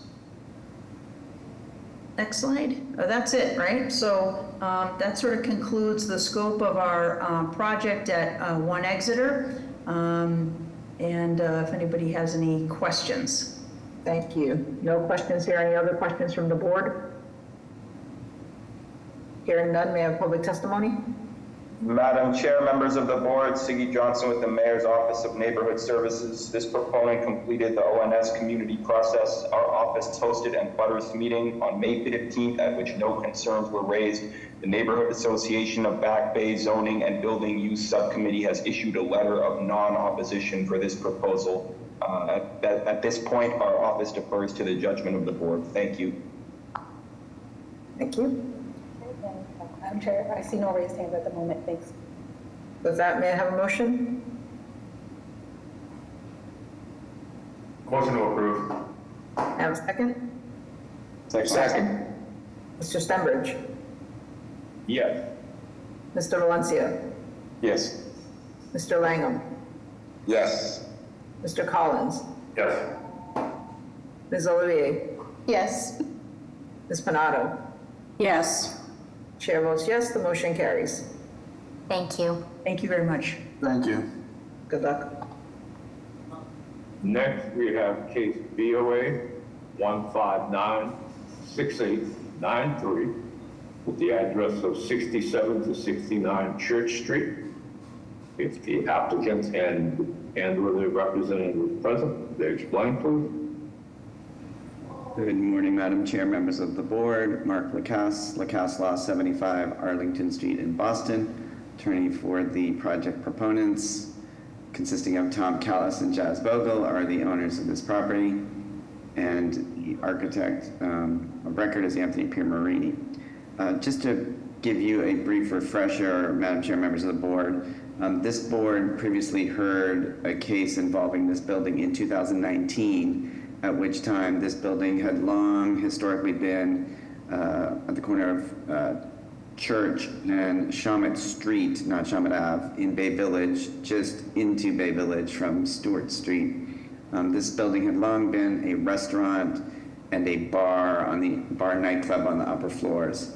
In 2019, this board granted relief for the conversion of this building to 5 residential units on the upper floors and the ground floor and lower level to be a conditional use permit for a restaurant use, core and shell only at the time.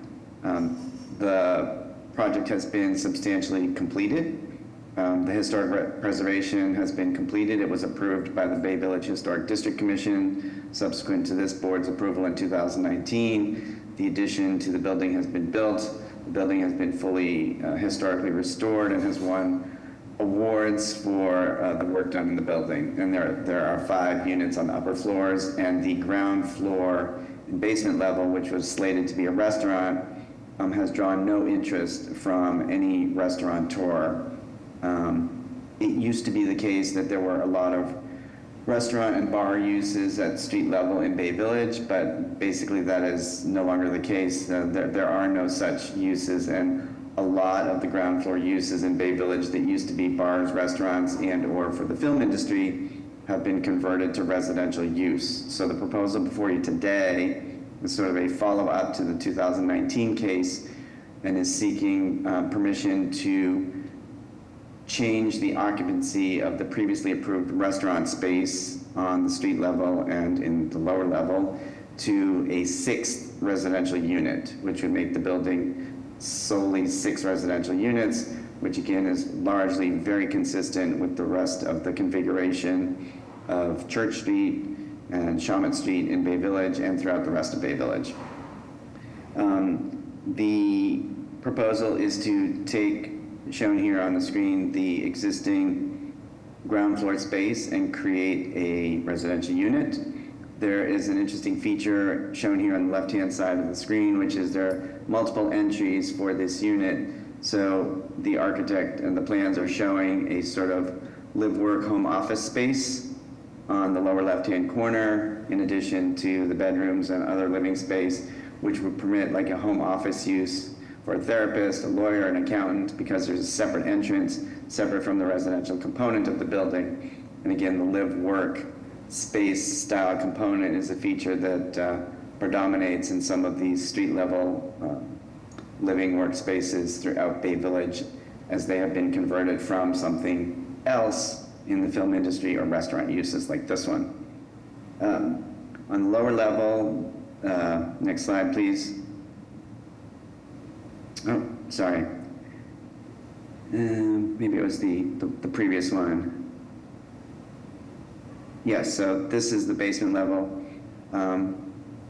Nope, sorry, back to the basement level. That would be an extension of the living space for the ground floor unit. The space is already existing, so although there's a violation for excessive FAR in terms of floor area ratio, nothing about the building is changing. The space is already there, the space is already existing. The space actually was already approved for excessive FAR in the 2019 decision as it related to the restaurant use.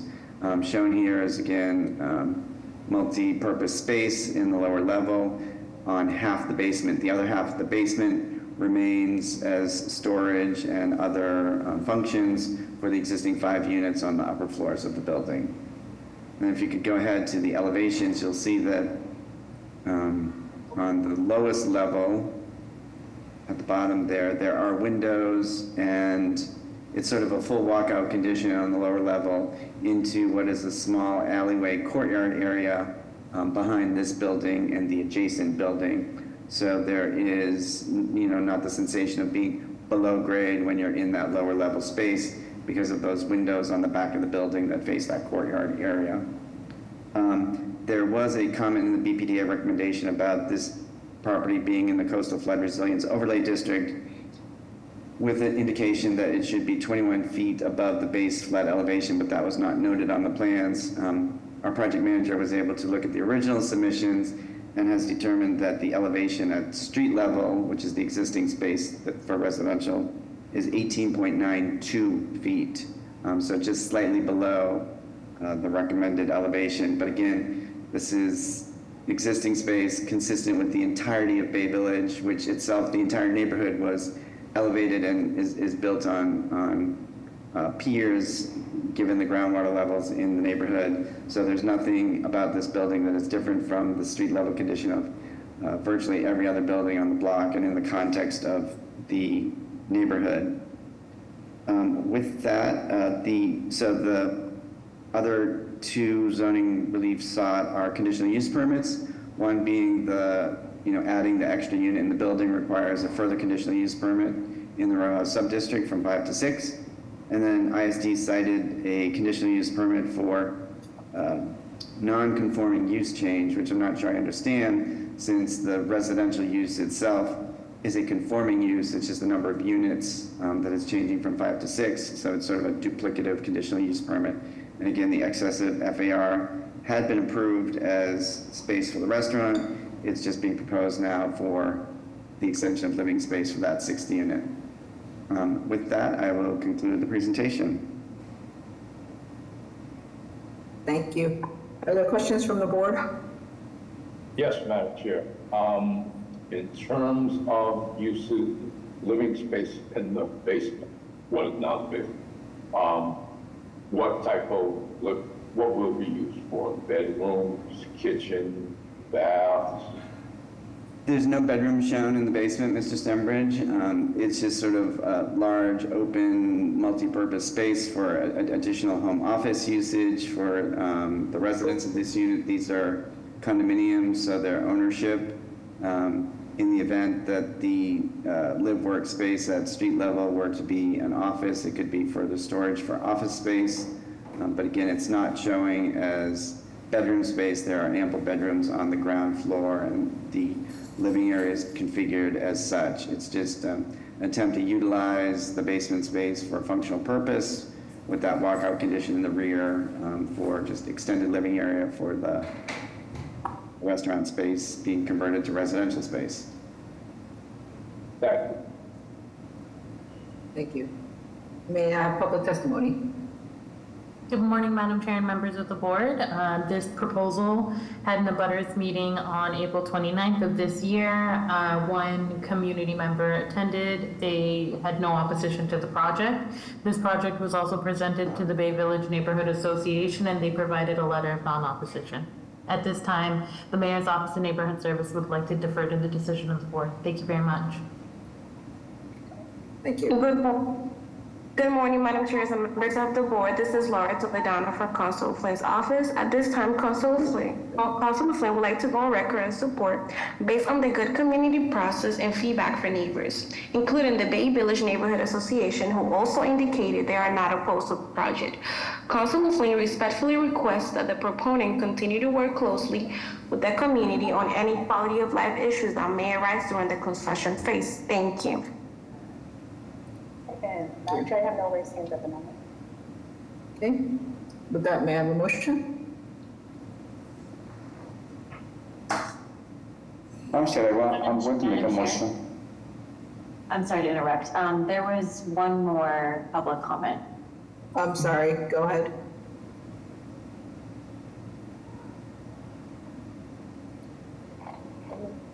I'm not seeing a raised hand. Are you on? Can you unmute yourself? Are they in the panelist section? I'm seeing them now.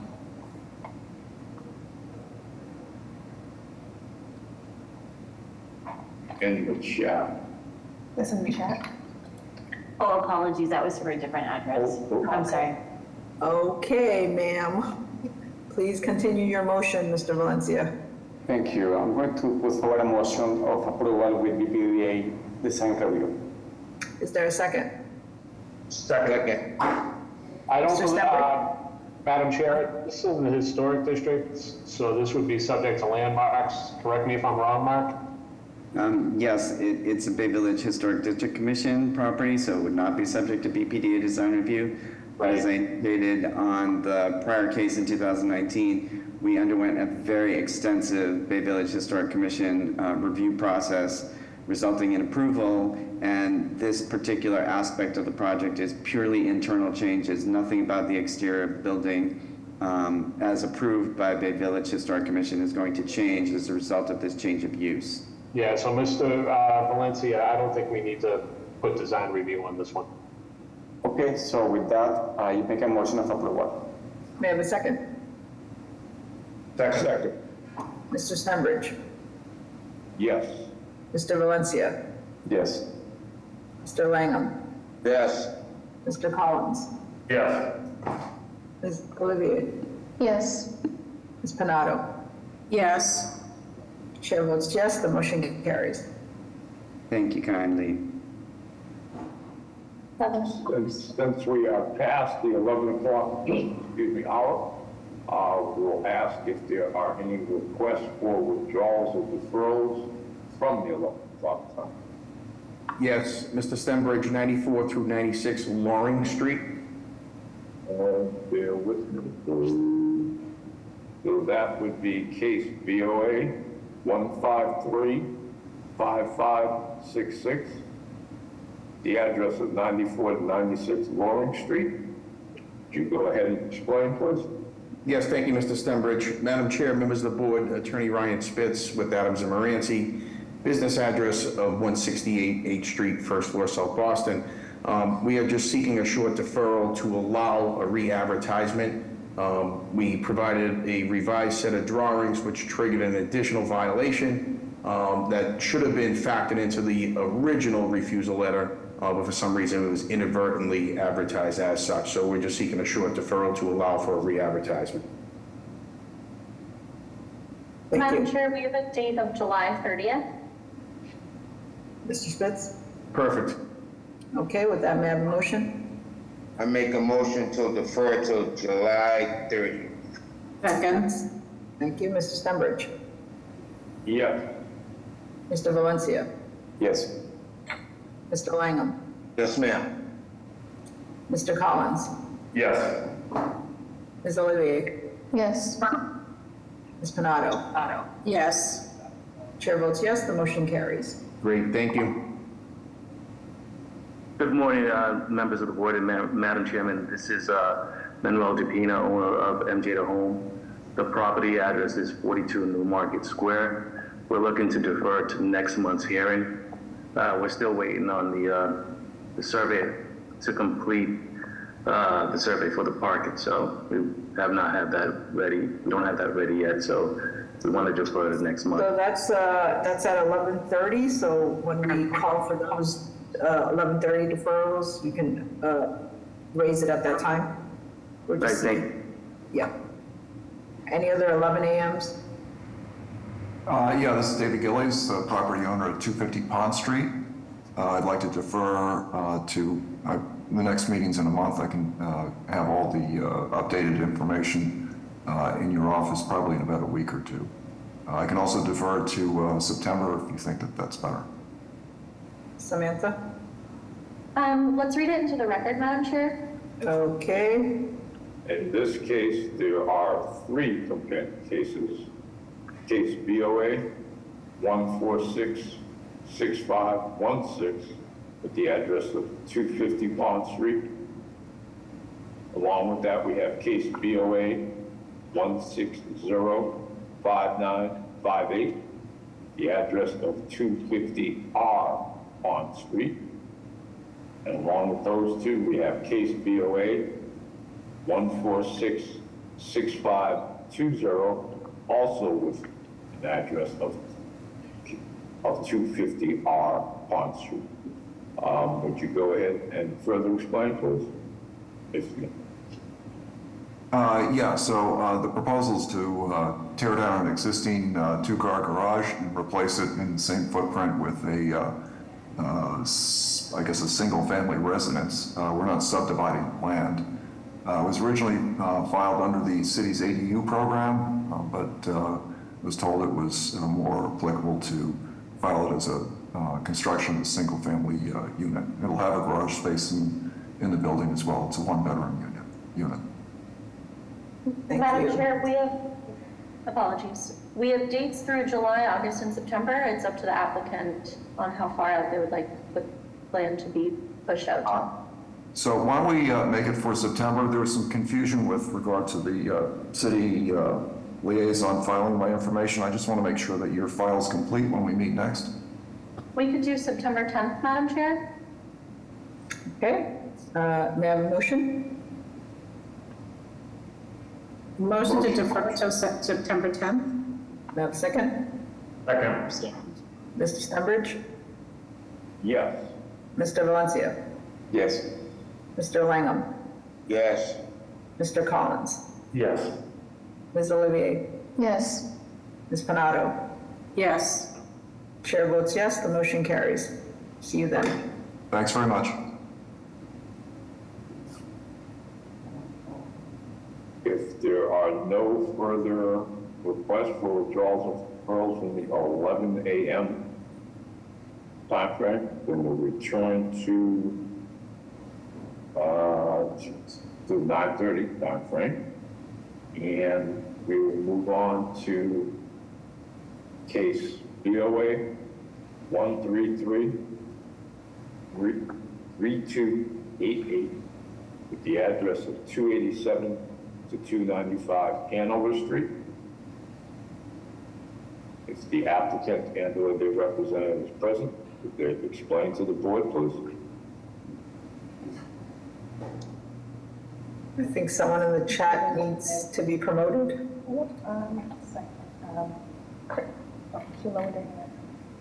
Can you raise your hand if you're on this proposal? Okay.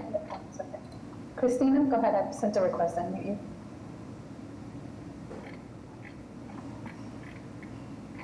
Can you hear us?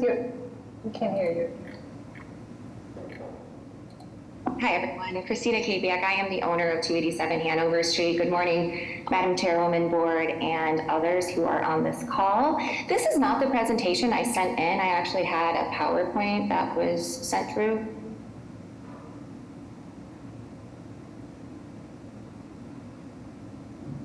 Is there more than one presentation, Madam Ambassador?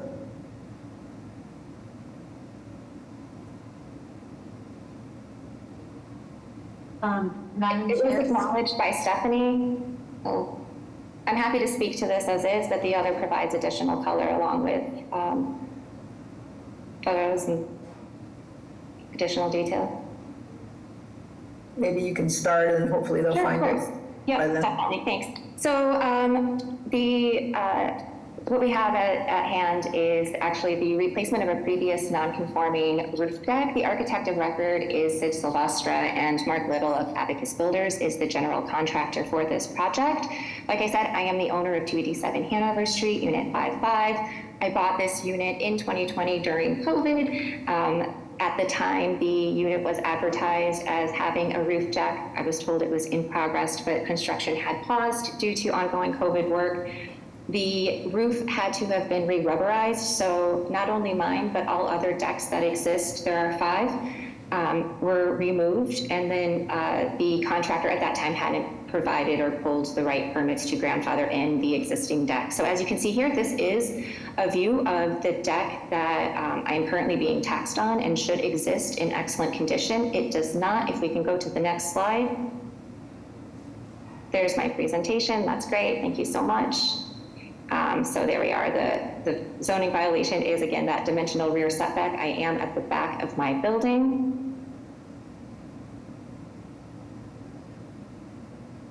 I don't know if the other slides have loaded. Perfect.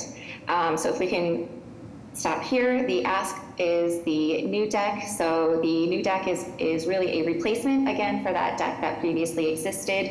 The area of insufficient rear setback is marked in that red outline that is 12 feet along the back of the entirety of my building. That is 287-295 Hanover Street. The deck itself is not the issue, it is the walkway. And so the walkway itself would be utilizing curbs which already exist. So that does widen the walkway, so it won't be as narrow and as elevated as it was leveled before with a deck, which is on a platform. If we can go to the next slide. Again, I just walked through this. This was a previous deck, as you can see in the photos here. The access does very much exist, so we're just working to replace the deck that should be there. And if we can go down the next slide, please. I have just a slide here for questions or concerns. This is the view from my deck, but I did want to jump to the appendix if we could, just to show you and give you some perspective on the overall plot plan. As you can see, I am one of 7 decks.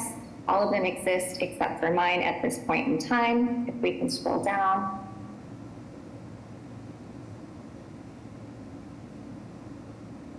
Again, I just wanted to give a clearer picture and depiction of the property and also the adjacent property. As you can see, the curb does exist, the roof hatch exists, and also the neighboring property would not be impeded upon, as there is just a foot hatch there at present.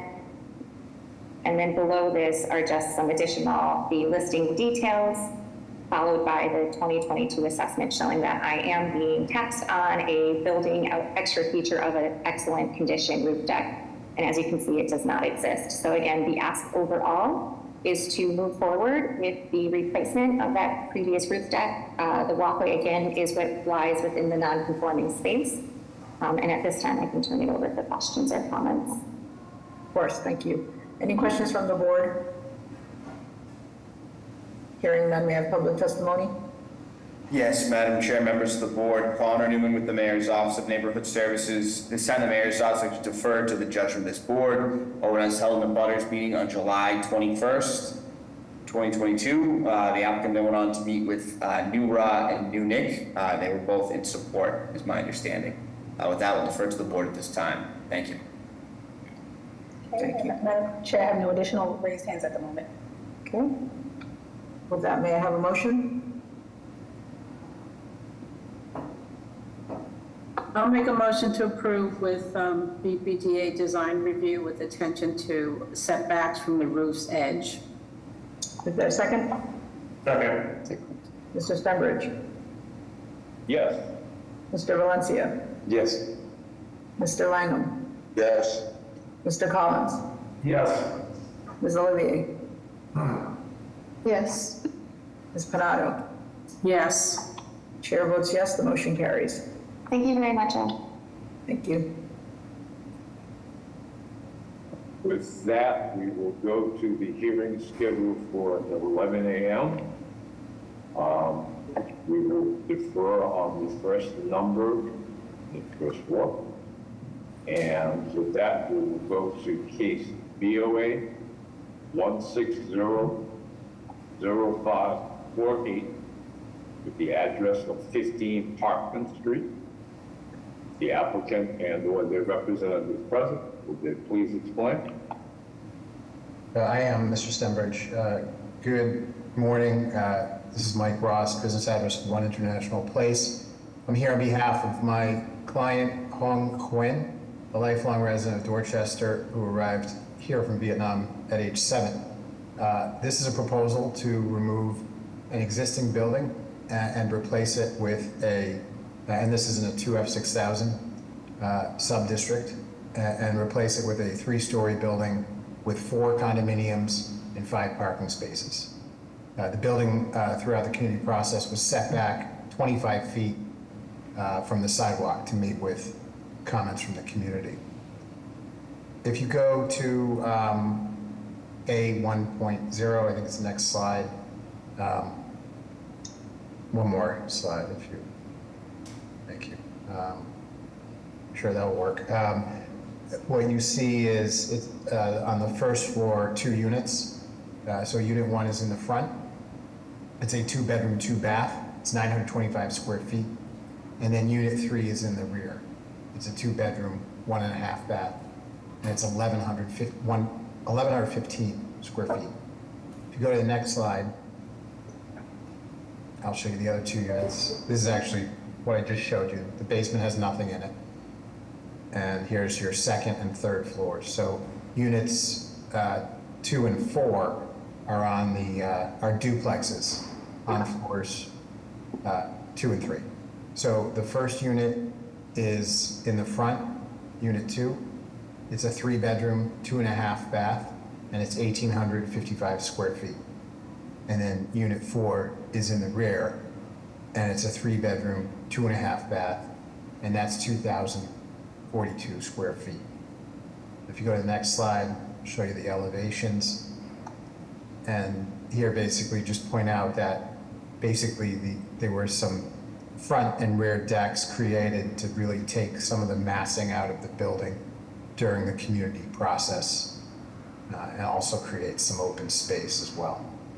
Next slide, please. And we just have 2 renderings here for you on the next slides, just to show you how it will sit there. It sits up on a little slope as well, so it will sit a little bit above what you see there. That's a little computerish, but it has a little hump to the land, so it sits up just a little bit higher. There's only 4 zoning violations. We were cited for 4 units in the 2F district, the FAR. We are at a 0.73 in a 0.4 district. This district requires neighborhood design overlay, which we'll comport with. And then the building height, we are compliant with height, but because it's a 3-story, it's in a 2.5-story district. We were cited for that. I'll pause there, Madam Chair, and see if there are any questions. Thank you. Thank you. Are there questions from the board? Yes, Mr. Ross, this project is located about 2 or 3 blocks from the red line. And I'm wondering if there were any considerations about reducing the parking and providing more open space in the rear, because what I see here is that the parking is covering the entire usable open space in the back. Yeah, thank you, Mr. Valencia. When we might have had a little bit more green space during the earlier versions. However, I mentioned that we pulled the building back all the way to 25 feet. The neighbors really wanted to see that continuity in the front yards where this section of this sub-district has that real far setback front yard. So even though it was beyond what was required by the zoning to work out where we were on the block, we pushed it back. When we pushed it back, it did make the back a little tighter, that you've picked up on, of course. We will have some landscaping. We identify that in the plan. Rhododendrons, dogwoods, honey locusts, different plantings, and a different plant agenda or plan, if you will, that we provide in this. And that planting schedule runs all the way along as a buffer, of course, where the cars are, but it continues along that side yard on the left with some pretty substantial plantings, and then you have that front yard. Your biggest open space at this point in this project really would be that front yard area, which is that 25-yard setback, 25 setback. Other questions from the board? Hearing none, can I have public testimony? Yes. Madam Chair, members of the board, Connor Newman with the Mayor's Office of Neighborhood Services. This time, the Mayor's Office will defer to the judgment of this board. ONS held an abutters meeting for this proposal, where I don't have notes of any extensive opposition. The applicant then went on to meet with the St. Mark's Civic Association in April, where they presented revised plans. The Civic Association voted to support this proposal. With that, I'll defer to the judgment of this board. Thank you. Hello, Madam Chair, members of the board, Liam Remus from Council Fitzgerald's office. Our office would like to go on record in support of the proposal. All right, and I see a raised hand by Jordan. Are you looking to give testimony? I am, thank you. Can you state your name and address and let us know if you support or opposition? Sure, my name is Jordan Longever. My address is 33 Parkman Street in Dorchester, and I am here in support of this project. I just want to thank the developers and the team. They worked extensively with the neighborhood and with the Civic Association, and we really appreciate that. I also just wanted to take note of the board member's question, because I too, in general, have concerns about green space with new developments. But with this project already having a multi-car garage behind the existing structure, we're not losing green space in the back because it's already not a full yard. And again, I just want to thank the development team for really making something that it goes well with the existing homes here and for working so well with us. Thank you. Thank you. Madam Chair, I have no additional raised hands. Okay. Any other questions from the board? May I have a motion?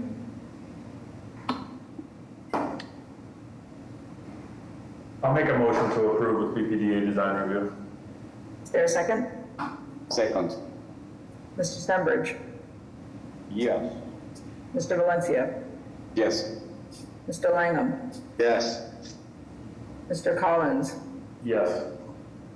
Ms. Olivier? Yes. Ms. Panado? Yes. Chair votes yes, the motion carries. Thank you very much. Next, we have case BOA 1583162 with the address of 30 Westville Street. If the applicant and or their representative is present, would they please explain to the board?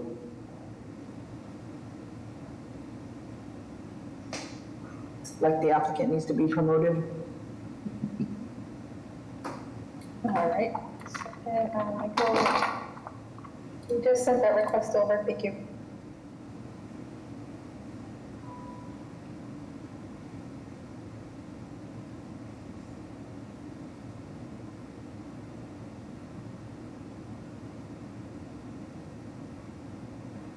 You have to unmute yourself once you become a panelist, sir. Yep. Cyrus, are you all set? Yeah, we can hear you. Okay. All right. Yeah. We had planned for the CEO and founder of the Peace Institute, Clementina, to be able to present this first couple of slides. If she could be elevated to panelist, that would be appreciated. I'm sorry, what's the name? Clementina, Chaplain Clementina Cherry. Okay. Okay, so yep, oh, right. I just sent this request over as well. Thank you. And Clementina, you just have to unmute yourself when you become a panelist. Thank you.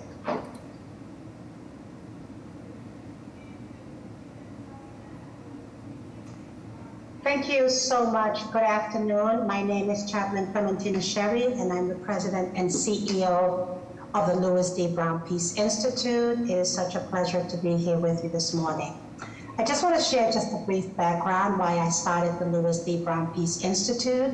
It was actually 31 years ago. My 15-year-old son, Louis Brown, was headed to a Christmas party for the Teens Against Gang Violence, and 15 minutes from his home, he got caught in the gunfire of a rival gang right on Geneva Ave going into the train station.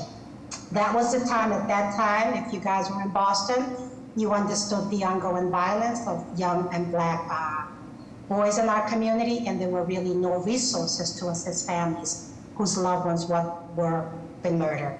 It was then when the city of Boston, under the late Mayor Menino, would be referring families to us after the murder of a loved one in the city of Boston so that we can provide support to them. Since then, we have grown. Our mission is to serve as a center of healing, teaching, and learning for families and communities impacted by murder, trauma, grief, and loss. We have a huge vision to create and sustain an environment where families can live in peace and where all people are valued. We believe that families impacted by murder deserve to be treated with dignity and compassion, regardless of the circumstances. Our model is really centered in the CDC Center for Disease Control and Prevention. Now it's Community Violence Intervention. It has moved that in order to address the issue of violence, intervention must happen at multiple levels. For us, the heart of our work is with families, again, impacted by murder, and families whose loved ones are in prison for murder. Within our community, we're losing at both ends. Our work is guided by 7 core principles: love, unity, faith, hope, courage, justice, and forgiveness. What I want to share with you is the reason we really were looking to build this center, just starting with the late Mayor Menino back in 1996, really looking as a way of, we fit into the infrastructure and the framework of the city of Boston, addressing the issue of prevention, intervention, where healing is central to the work. We've also worked with Mayor Marty Walsh, again, in making sure that the center was a vision that would come to fruition. And then under Mayor Michelle Wu, we were designated developers of 30 Westville Street. Why 30 Westville Street? That's my backyard. I've lived on Louis D. Brown Way, which was first Dahlgren Street, for almost over 40 years. And that is what the city has designated and considered as one of the most violent neighborhoods in this city. So why not create a center where we can be a model for other cities and states in addressing not only the issue of violence, yet creating a place where healing can happen. This will also serve as a model for across the country. We just, on June 6th, we partner again with the City of Boston, Isaac Yadlo, and this is in line with the City of Boston vision of stopping violence, where we hosted 9 cities, delegation of representatives of law enforcement, to really come to understand and to see how the Peace Institute and how the City of Boston are partnering to create a space where it's central to community and where healing can begin to happen. So for me, I am excited to be a part of this process. Again, meeting with our counselors, especially Councilor Campbell, who is now our Attorney General's office.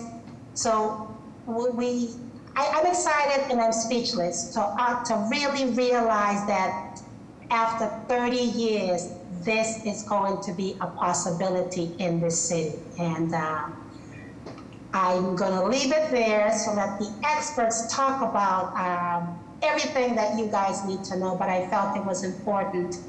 And I'm not going anywhere. I'm not going anywhere. I know my neighbors. I'm a part of the United Neighborhood Association. I'm a member of this community, and I'm just excited and honored to really be at this stage of the game. So, thank you. Thank you. I'll turn it back over to Cyrus, sir.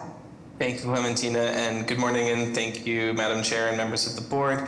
I'm happy to take a moment now to walk you through first the process that we've been through with this project, and then following up that with the design itself. So just kind of highlighting here that over the last 5 years, we've been working with the Peace Institute for over 14 years on bringing a new space to life for them. And over the last 5 years, the opportunity to be able to be on this site has come into play, starting with learning about vacant properties from Councilor Campbell's office, and working through a number of formal and informal community engagement processes, as Clementina mentioned, as a member of her community and a member of the United Neighborhood Association, working with them and with other community groups to kind of socialize the idea of this project in this community, and at the same time working through various city processes, including the disposition process that was led by the BPDA and MOH, as well as MOH and the BPDA's design review process, and then finally a formal community meeting organized by DND just this month. So if you don't mind going to the next slide, I'm happy to walk through the design a bit. Just to kind of contextualize you, as Clementina mentioned, this neighborhood is really what the city has identified as one of the worst impacted neighborhoods by gun violence. And so it's really important for Peace Institute to be able to be in the heart of this community and be able to be where they can do the good work and be able to be there for the community. And it's also important that it kind of sits strategically positioned at a place that's accessible for community members and for the people that will be seeking services here. Next. Bringing you down to the block parcel scale, we wanted to kind of begin to highlight the understanding that the form of this building and the kind of shape that it's taken is really informed by the condition of these two parcels that kind of create this L shape in this slightly unusually shaped and scaled block. And as you'll kind of see as we go through the design, it really is kind of trying to respond to that, responding to mature trees that have been on the site for quite a long time, and the ability to preserve as many of those as possible as well, and the need for access to the site. Next. Thank you. So what you see here is an axonometric drawing and then a plan kind of view where we're showing that this building is kind of positioned in the heart of the block, set back from the street to allow, yes, for access, but also to allow for this very important idea that's core to the Peace Institute's process of working, of this kind of healing and the sort of space, that a pathway that kind of creates a process for kind of decompression as you approach the building and are able to kind of enter in a space for healing, meditation, and for teaching and learning. And then the other component of it that's really key in the site plan is that the idea that the mature trees that are on the site already can be preserved as part of a healing garden that has a direct interaction with the spaces on the ground floor that will be kind of the most accessible and most used by people who are seeking services in this space. So the community rooms and the spaces for teaching in particular. Next, please. And I also just wanted to highlight this, I'll just call it that this drawing is a little bit old, it shows more parking than we're proposing, but that we really see this as an opportunity to create a landmark building for sustainability in this neighborhood. We'll be doing everything possible to seek the lowest carbon emissions possible and net zero with this building to really be able to kind of ensure that the building also has a low operating cost long term for the Peace Institute, to make sure that it's something that they can continue to use and that can serve them well long into the future. Next. And then just to close out, we are seeking a number of variances that, as I mentioned, relate to the site, the way that the building is positioned on the site, to accommodate all of the kind of constraints of needing to relate to the open space that we're proposing, as well as the kind of programmatic adjacencies that we're seeking to achieve and the access to the building. So thank you, and we're happy to take any questions. Thank you. Questions from the board? Hearing none, may I have public testimony? Yes. Good morning, Madam Chair, members of the board. My name is Anthony Nguyen with the Office Neighborhood Services. The Mayor's Office would like to go on record in support of this proposal. The Lewis D. Brown Institute has been a strong partner in supporting our Boston families that are impacted by gun violence. They provide critical resources for these families on an immediate as well as a long-term basis. During an extensive community process spanning years, proponent in the Mayor's Office of Housing met with neighbors and community stakeholders. Meeting with the United Neighbors Association several times, they secured their support for the proposal. We are pleased that the Institute has an opportunity to move into this new space, which allows them to continue the necessary work to help our neighbors heal from the loss of beloved residents. We hope the board will support this proposal. Thank you. Bruce? Bruce Brosman for Councilor Worrell's office. We would like to stand in strong support of this project. The Peace Institute has been critical partners for the city and District 4 in addressing community violence, and this project going forward will definitely allow us to better serve the needs of our community. Thank you. Okay, and let's see, got Bruce. Is it DePina? I'm sorry, Joe Backer. Go ahead, Joe. Thanks, Jessica. Good morning, Madam Chair and members of the board. My name is Joe Backer. I'm a Senior Development Officer with the Mayor's Office of Housing. MOH does strongly support this project. We've been working with the team since their designation as the developer of these city-owned parcels in March of last year, 2023. And before that, the Mayor's Office of Housing conducted a series of community engagements and released a request for proposals surrounding this parcel and identifying the objectives for development. So the team has been a really good partner of the city, and we continue to work with them as they progress toward construction. And again, we support this project very strongly. Thank you. Thanks. And I see another way to say, oh, okay, Mr. DePina, you looking to give testimony here? I know you were looking for it.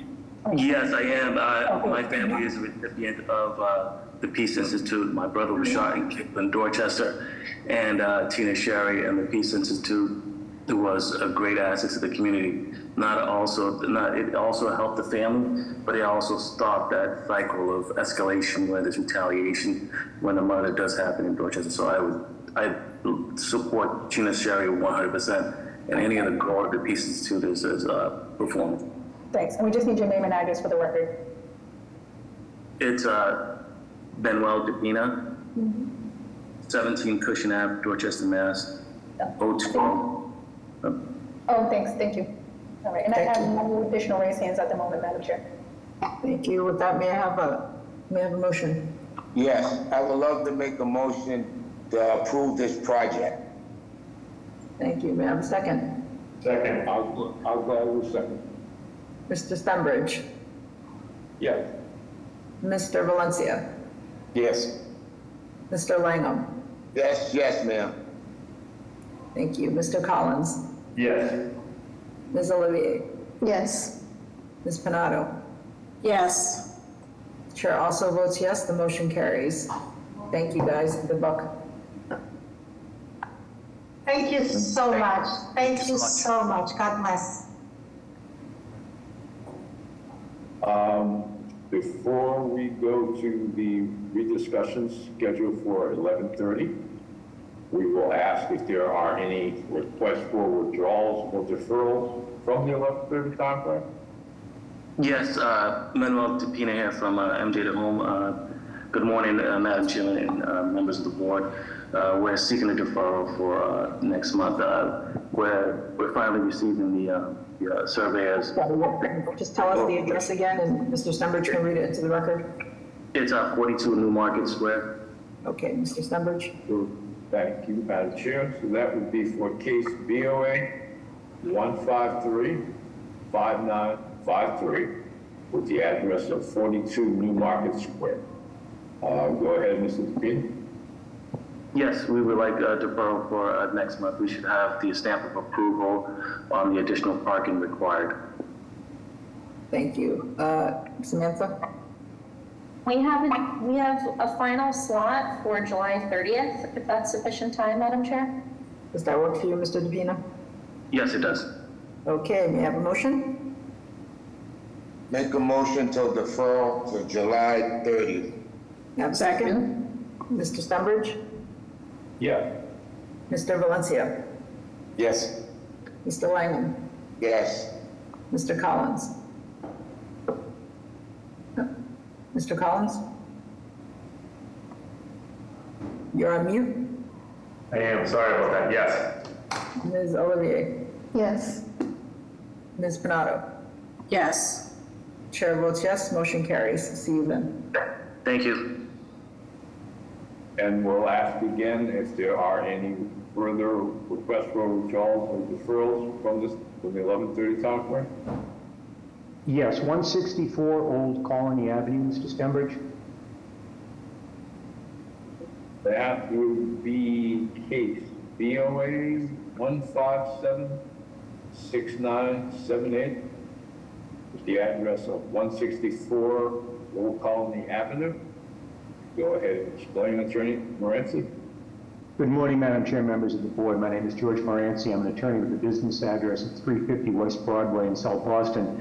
Madam Chair, the first time this matter was before the board, I requested the deferral primarily to address building code concerns. There's a companion building code case. At that time, We sought a deferral, was granted a deferral until today, and also at that time I abandoned the petition for any building code relief. The architect made changes to address all of the building code issues.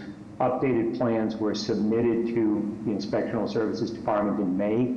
Unfortunately, we learned last night that the plans have not yet been reviewed by the plans examiner. I do want to point out to the board, just so that it can make an informed decision, that the plan set that is available depicts exactly the building that is being proposed. My point is that with the updated plans, there are no changes to the exterior of the building, no changes to the physical envelope or the building program. They were all interior changes to address building code issues, but ISD did contact me yesterday and request that we seek a deferral. So as is so often the case, I just wanted to leave this to the discretion of the board, but I did want to provide that additional information. Thank you. Next available date, please. We could do August 13th, Madam Chair. Mr. Morency? Yes, that works. Thank you. Okay, may I have a motion? Motion to defer until August 13th. May I have a second? Second. Mr. Stenbridge? Yeah. Mr. Valencia? Yes. Mr. Langham? Yes. Mr. Collins? Yes. Ms. Olivier? Yes. Ms. Panado? Yes. Chair votes yes, motion carries. See you then. Thank you. So we'll return to the hearing scheduled for 11 o'clock. With that, we go to case BOA 1598054, with the address of 1420 to 1424 Dorchester Avenue. This is an Article 80 project, and if I'm correct, will be represented by Attorney Morency also. That is correct. Thank you, Mr. Stenbridge. Good morning, Madam Chair, members of the board. My name is George Morency. I'm an attorney with the business address of 350 West Broadway in South Boston. This is, as Mr. Stenbridge stated, a BPDA-approved Article 80 small project proposing a new 46 residential unit mixed-use building at 1420 Dorchester Avenue in Dorchester. I represent the owners of the site, the Gordon family, who have been the owners since the late 1970s. Their company's name is City North Development, the official project applicant and petitioner. Architectural services are being provided by Rode Architects, and Michael Delafave of Rode is here as well. The site, as I say, 1420 Dorchester Avenue, the longtime location of a 7-Eleven convenience store. The lot is 19,745 square feet and is occupied by the single-story convenience use building, as well as a surface parking lot for customers. Proposed is a new 5-story mixed-use building to contain approximately 2,000 square feet of ground floor retail space on Dorchester Avenue, 46 residential units, and below-grade parking for up to 33 vehicles. The site is within an NS neighborhood shopping sub-district within Dorchester's Article 65. It is further located within the area of the BPDA's plan, Glover's Corner, and the BPDA has agreed that what is being proposed complies with the plan's requirements for mixed-use development with an active ground floor commercial use at this site. Motivating this proposed development is a desire on behalf of the Gordons to transform this large site into a more attractive, more active, and more imaginative use than a single-story commercial building with open-air parking lot. This development would bring additional units of much-needed new housing to the Dorchester neighborhood, which will in turn serve to further support existing retail and other commercial uses along this section of Dorchester Avenue in an attractive new 5-story building appropriate in size and scale to its location. The project is consistent with the city's development vision for this area under Plan Glover's Corner, which is the planning initiative that resulted from over 5 years of community conversations and workshops sponsored by the BPDA. As will be seen in a moment when Michael Delafave makes a brief design presentation, the building and site have been designed to provide an appropriate height and density along Dorchester Avenue while leaving generous setbacks and areas of unbuilt open space both along Dorchester Avenue as well as at the rear where the site approaches residential Duncan Street. The Dorchester Avenue frontage includes generous setbacks and passive green space areas to provide a more comfortable pedestrian experience and attractive site presentation. With respect to zoning, variances are required for insufficient off-street parking and loading. 33 spaces are proposed and 69 are required by code. Excessive floor area ratio, where an FAR of 1 is allowed and an FAR of 2.5 is being proposed. Excessive building height. This is a 5-story building of just over 58 feet in height, and insufficient yard setbacks. The zoning refusal letter also cites conformity with existing building alignment along Dorchester Avenue, front and side building walls not being parallel to front and side lot lines, and finally a conditional use permit for the proposed ground floor residential units. As an approved Article 80 small project, all proposed density, setback, height, and off-street parking and loading conditions have been thoroughly vetted and approved by the BPDA and other city agencies and have deemed to be compliant with the Glover's Corner plan and with the city's planning aspirations for this section of Dorchester Avenue. With respect to the building's height, I can relate that what was originally proposed was a 4-story building, and during community process, there was an expressed strong desire to increase the height of the building in order to add additional residential units. The BPDA agreed with this suggestion, and the result is the current 5-story proposal. With respect to the conditional use permit, the ground floor residential units complement the ground floor commercial unit of approximately 2,000 square feet and will further serve to activate the site's Dorchester Avenue frontage. Finally, this is currently planned to be an apartment units project and will provide 7 IDP rental units for an IDP percentage of just over 15%, with all units to be offered at 70% AMI. I'll now turn things over to Michael Delafay for a very brief urban design overview of the project. Mike? Thanks very much. Madam Chair, members of the board, my name is Mike Delafay with Rhodey Architects. I'm the studio director here with the business address of 535 Albany Street, 4th floor. Madam Ambassador, would you please go to slide number 2? Oh, I'm sorry, slide number 4. I got a little mixed up here. Thank you very much. I just wanted to point out this site's location. It's just to the north of Fields Corner, a very active area of the city. We're really excited to be able to have the opportunity to work here. Here at Rhodey, many of us live right in this neighborhood, so it's really a great opportunity for us. So the site is just to the north of Fields Corner, where Adams Street and Dorchester Avenue come together. Would you please go to slide number 6?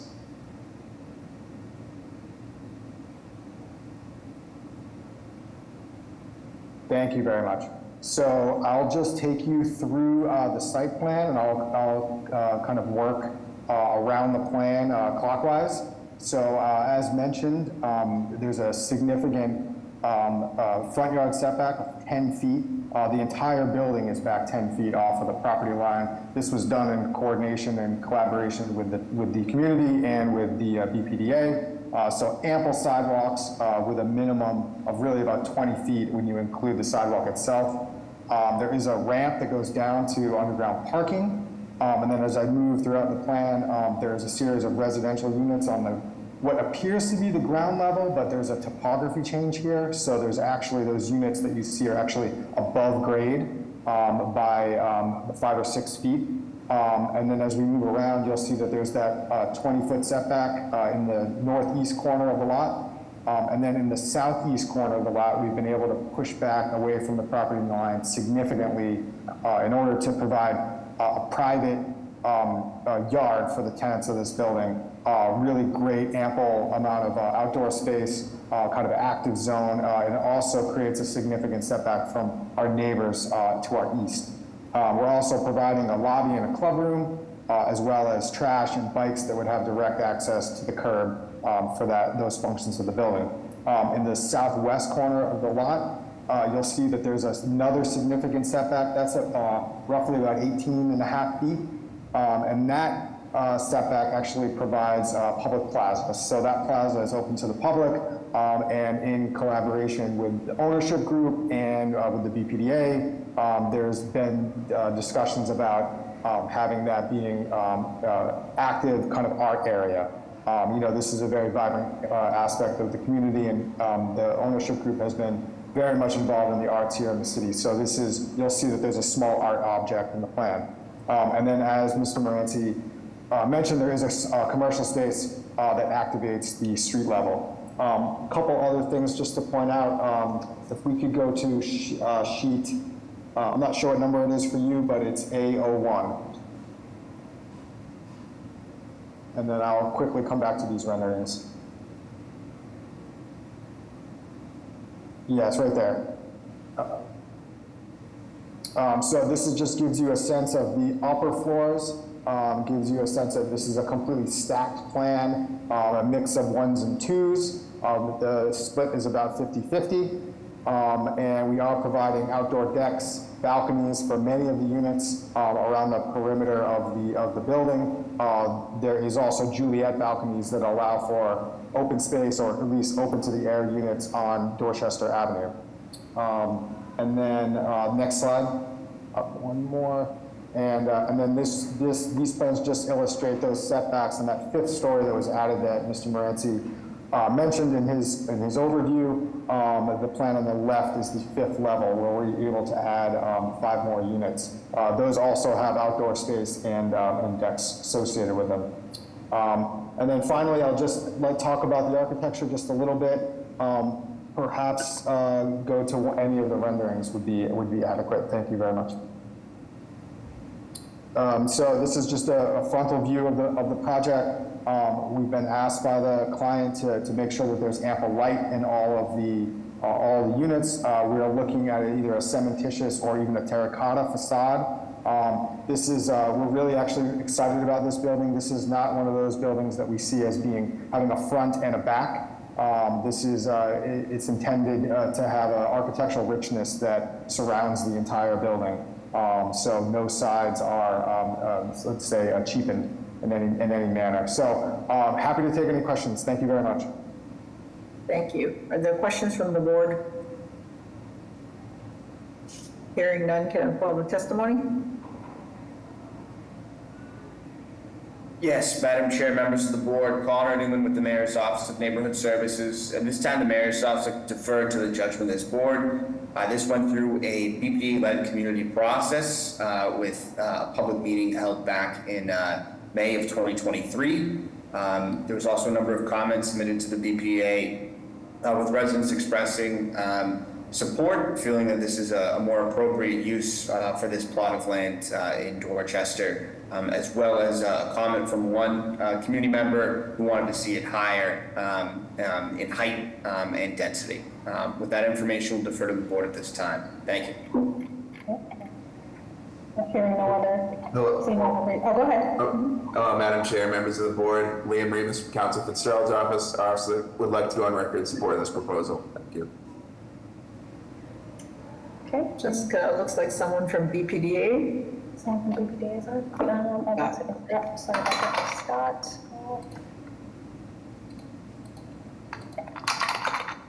Okay, you are unmuted, Scott. Go ahead.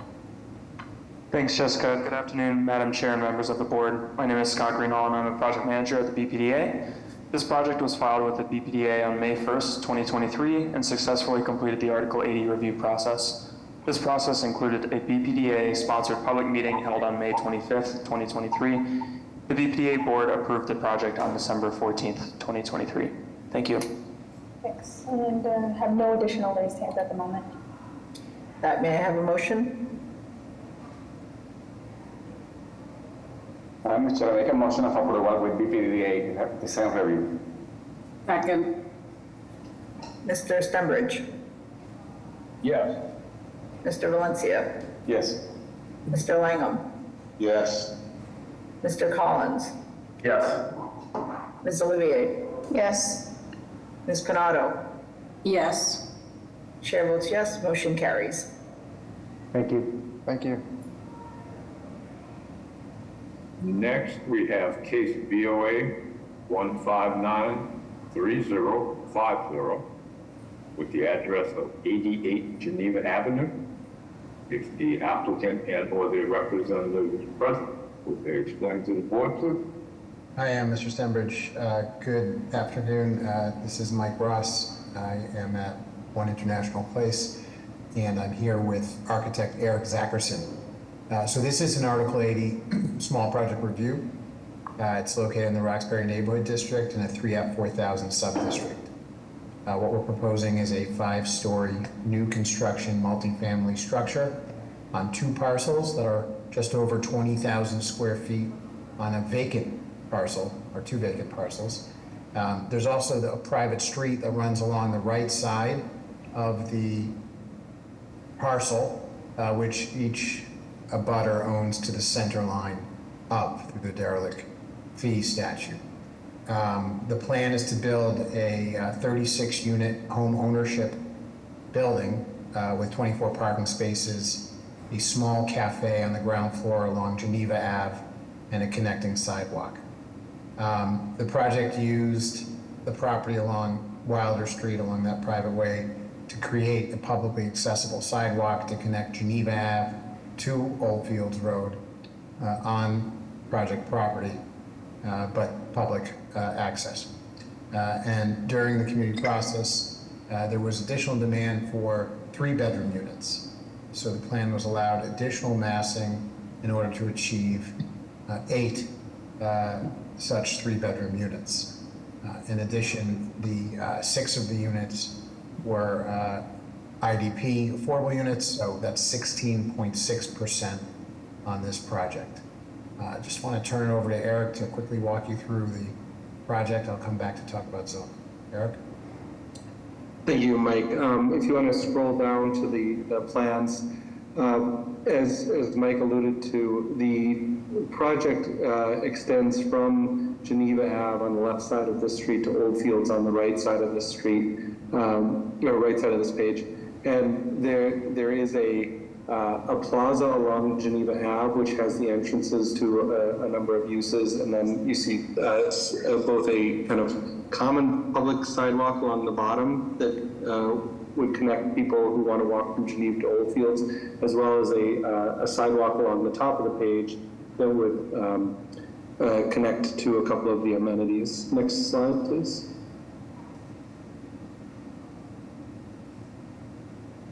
So here you see the parking being entered off of Old Fields Street on the right, but the lobby and retail space, as well as the bike parking, all being accessed from Geneva on the left side of the page. And there are 2 amenity spaces at the top of the page, which are meant for the private use of the residents. They are a gym and a community room.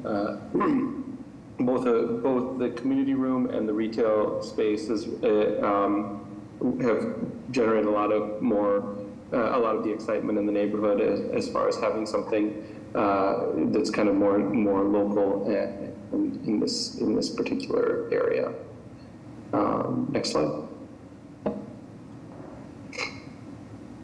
So this is an elevated building, and all the floor plates from level 2 to 5 are going to be identical.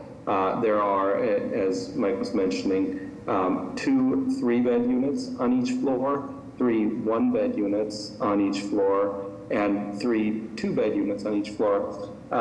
These are relatively large units, with the 1-beds being 609, the small one bed being 690, and the large one being 845 square feet.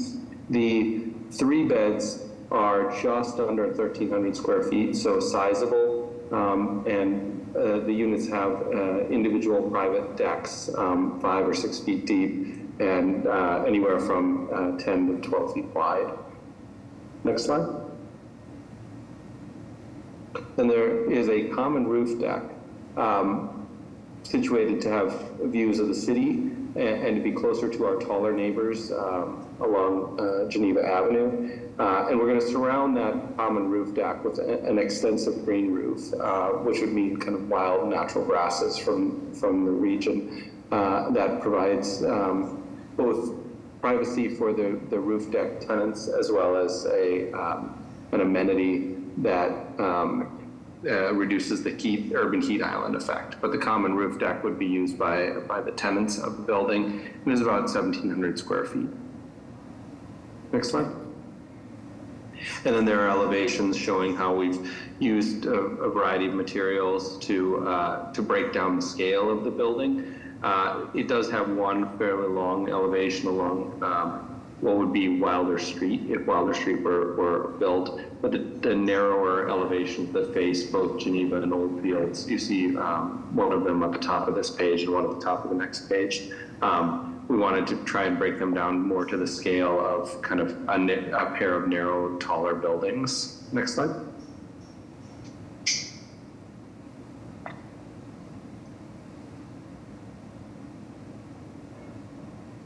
Building sections, and then I believe there are renderings on the last page.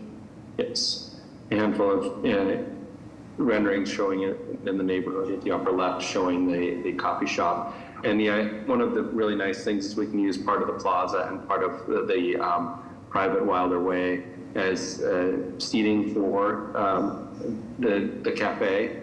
We're hoping it can be a cafe or a coffee shop. Then on the upper right, you see the extents of the green roof and the on the roof deck, and then a couple more views from street level. That concludes my part of the presentation. Mike, did you want to add anything? Just, Madam Chair, on the zoning violations. The off-street parking would require 36. We have 24 spaces. Existing building alignment was cited. The use of a coffee shop as well as the multifamily. Additional lot per unit is required for this site. FAR at this site, even though there are a number of large buildings throughout this corridor, we're at a 2.395 against a required 0.8.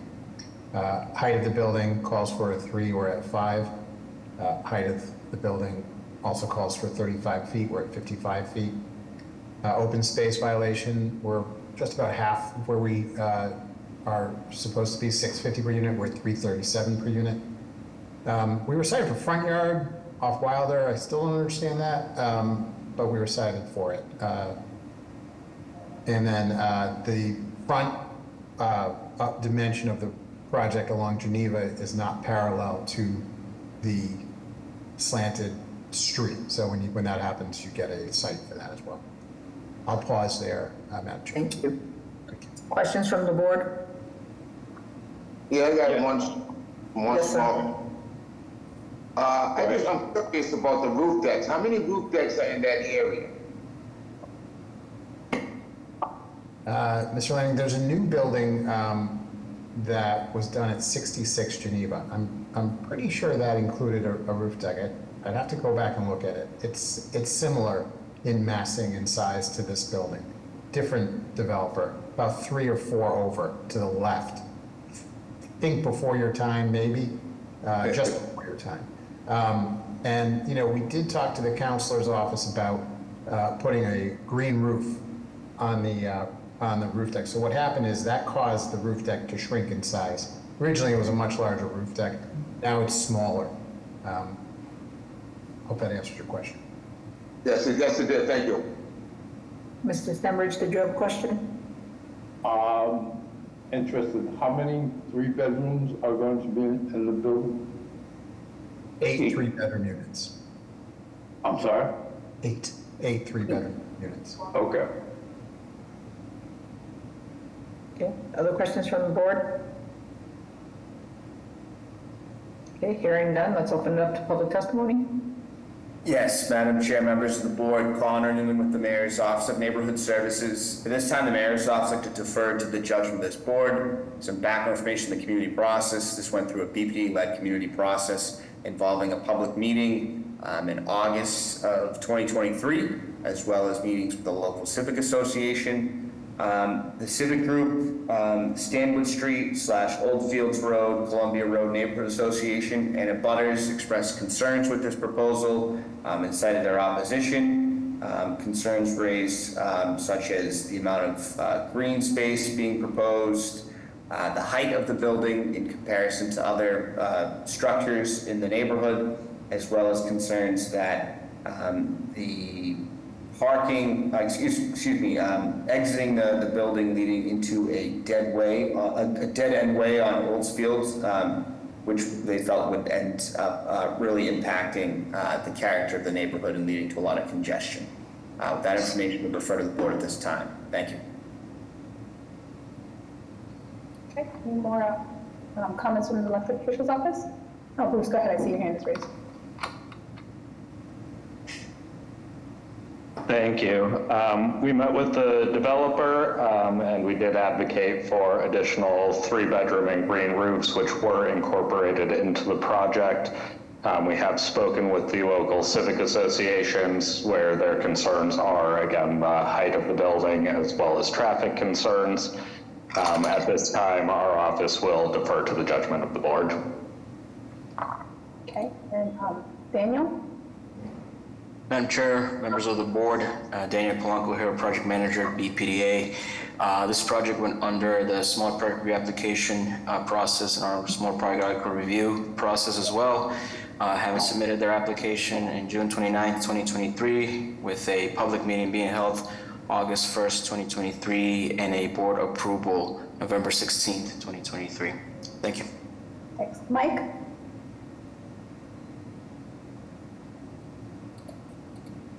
My name is Michael Kozu, co-director of Project Right 320A Blue Avenue. We did go through a process with the developer. We are still extremely concerned, and neighbors are extremely concerned about the impact of the roof deck and extremely opposed to the roof deck. We also question, and our experience with paper streets is much different, and we think, we'd like to have more discussion about how they think they can facilitate that process, because we're working on another paper street in the area and haven't had a similar situation. We think that the driveway into Oldsfield Road is a fatal flaw. It's going to totally destroy the character of Oldsfield Road, which are dead-end streets, which means that those houses there are totally on a quiet street off of a very busy roads. On those blocks that this project is proposed on, 33 out of the 37 properties are 2-family houses. So this building totally changes the character of that block. And we think that the impact of the commercial business, if folks know, Geneva Ave is very busy, it's very tight on parking, and I think that area is going to get very clogged up with their proposal. Thank you. Thank you. Erico? Yes, good afternoon. How's everybody doing? I'm a homeowner at 53 Oldfields Road. As Mike just mentioned, our concern is also, what is this Wilder Way, the street name that you guys are mentioning? How is that going to connect to Oldfields Road? Okay, and no additional raised hands at the moment. So can the developer address those two issues around the paper streets and the roof deck? Absolutely. So Wilder Way, I can understand that there being a concern that any kind of vehicular traffic would go down Wilder Way, thus opening Oldsfield Road, which is a quiet road, up to Geneva Ave level traffic. And for that reason, we were directed by the city, the transportation department, BPDA, to not allow that condition to happen or even propose it, which we did not. Instead, we're only proposing pedestrian access. There is no curb cut, there is no vehicular access, there is no reason for a car to ever, there's no means of a car to ever go down Wilder Street. It couldn't even if it wanted to. Our plans would create a pedestrian cut through and only a pedestrian cut through. Presently, there is no such cut through. There's maybe a natural cut through where people are cutting through on their own without a sidewalk. We would be providing a sidewalk with lights and all the things that sidewalks have to create only pedestrian access between Oldsfield and Geneva Ave. And for that same reason, putting the curb cut off of Oldfields Road and not putting it on Geneva Road was also a requirement of the BTD and the transportation of the process, because it would have contributed to congestion along Geneva Ave and it would have contributed to one loss of an additional parking space along Geneva Ave by creating a new curb cut off the front of Geneva Ave. So again, we were encouraged to go along the back. And again, you're only talking about 24 parking spaces for the entire building. In terms of massing of this building, like I mentioned, it's not unlike a recently approved building just two over at 66 Geneva Ave. This building sits across the street from the Burke High School, which has a similar size and mass, as well as across the street from the Grove Hall Community Center, which has a similar size and mass as well. Along Joel L. Smith Way, there are also these square, built out to the edges of the property line, apartment buildings that are rather thick. The roof deck was something that we created to allow for additional open space, which is something that people mentioned as well. That combined with the FAR of the building seems to work to create a desired amount for the plan. I'll pause there. And the roof deck question, concerns?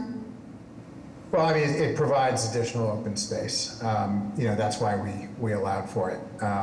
The roof deck does. That's why we put it up there. Other questions from the board? Okay. Hearing none, is there a motion? I'll put forward a motion of approval. And this is Article 80, so it'll have BPDA design review. Okay, is there a second? Second. Mr. Stenbridge? Yes. Mr. Valencia? Yes. Mr. Lineup? Yes. Mr. Collins?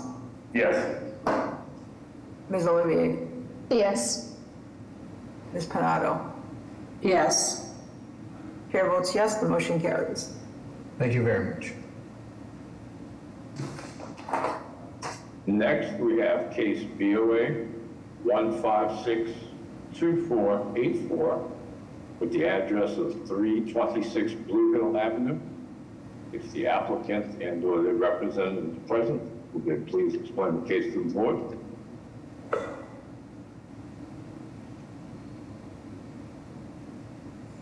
Okay, do see some raised hands there. A second. Dan, well, you can unmute yourself, Dan, if you're on for this proposal. Hi, Dan, can you hear us? Yes. Are you on for this proposal? Yes, I'm actually Attorney Kenneth Phillips. I'm using a colleague's computer in the conference room. Okay. I have, I have my high school in here intern with me, Laura Mulfey, and I also have another member, recent graduate of Hartford, University of Hartford, Alex Lotakis, with me for the summer, hopefully longer. All right. Are you presenting or is someone else presenting? I'll be presenting. We should have, do you see a ratty, perhaps a ratty Pena? Yes. Has he been elevated? Oh, Yeah. we do. Let me make him a panelist. Yep. Okay, thank you.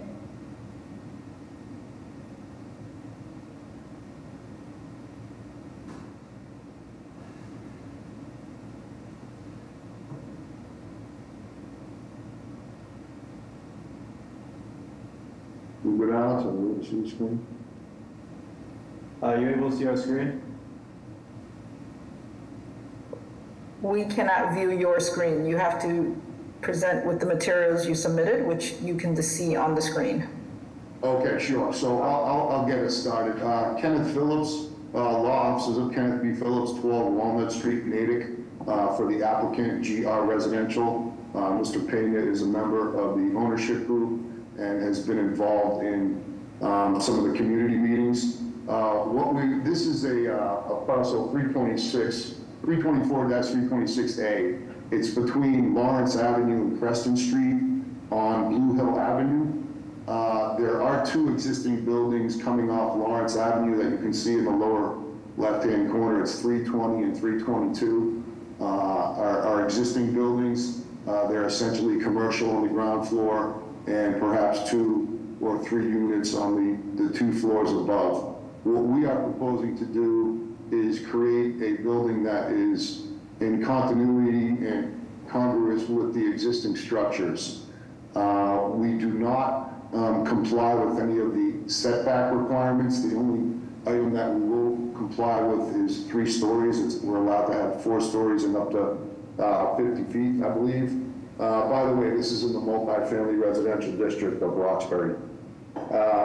So what we're seeking to do is look like 320, 322, and 324 are all working in unison. This is currently a grass lot, unimproved lot, and there is another lot that would be perhaps 328 Blue Hill Avenue that is owned by the city that is unimproved as well.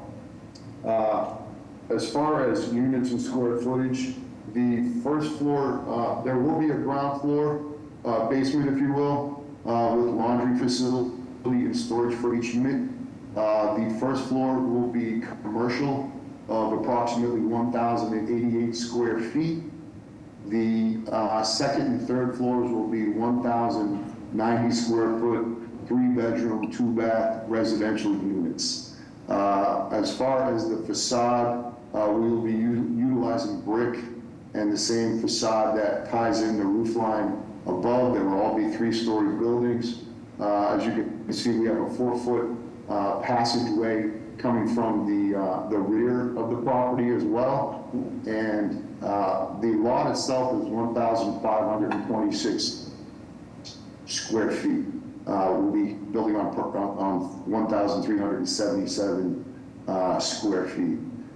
Solar panels will be installed on the roof, and we think that this will be preferable to just the lot remaining unimproved, and it will be, like I said, in congruity with the lines of the adjacent abutting buildings, and also will be an improved parcel as opposed to unimproved.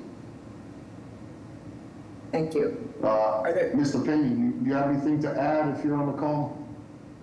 Yeah, so hi everybody, my name is Roddy Pena. Can you hear me? Yes. Okay. Lifetime resident of Roxbury. Just wanted to chime in on a few things. So at the community meetings, there were a few concerns, one of them being people hanging out in the front of the buildings on the sidewalks like they do up and down Blue Hill.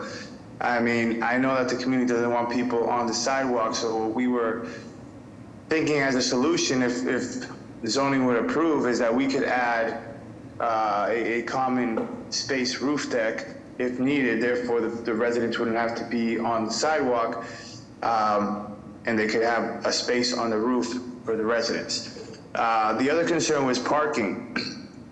We do not have any solutions for parking besides the fact that the owners of this building also own a lot on 150 Blue Hill Ave that they said that they would be willing to use as parking for this building.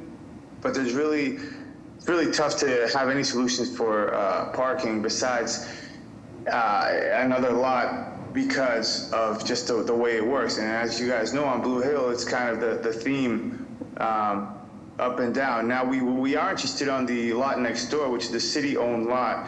But we heard through the grapevine that the city has plans on developing that lot as well. Which brings me to the third point, which is the mural. There is a beautiful pro-black mural on the side of 324 Blue Hill Ave that we also love, and we would love to duplicate on this new building, attached building. But it would be senseless to do so if the city plans on building on that vacant lot. So again, we would love to have that lot for parking, but if the city's already going to build on that, not only does it eliminate our parking solution, immediate parking solution, but it also makes it difficult to recreate that mural. But otherwise, we feel like it conforms with the style of Blue Hill and everything surrounding it right now. Thank you. Are there questions from the board? Hearing none, may I have public testimony? Madam Chairman and members of the board, for the record, my name is Jeremy Bembury. I am the Roxbury Community Engagement Specialist for the Office of Neighborhood Services. The applicant has completed the community process, which consisted of an abutters meeting held on April 18th, facilitated by myself, and a civic meeting held on April 29th. During the abutters meeting, abutters voiced concerns about parking, loud music, trash, loitering, and lack of confidence in controlling the new commercial space, as the current commercial space at barbershop is not well maintained, again, in regard to loud music, noise, and loitering. There was also mention of restoring the side of the building with the mural that was aforementioned. During the civic meetings, the civic groups have stated their opposition to the project due to the violations of significance, specifically the parking and yard space. The proponent presented no plan on how to move forward with that.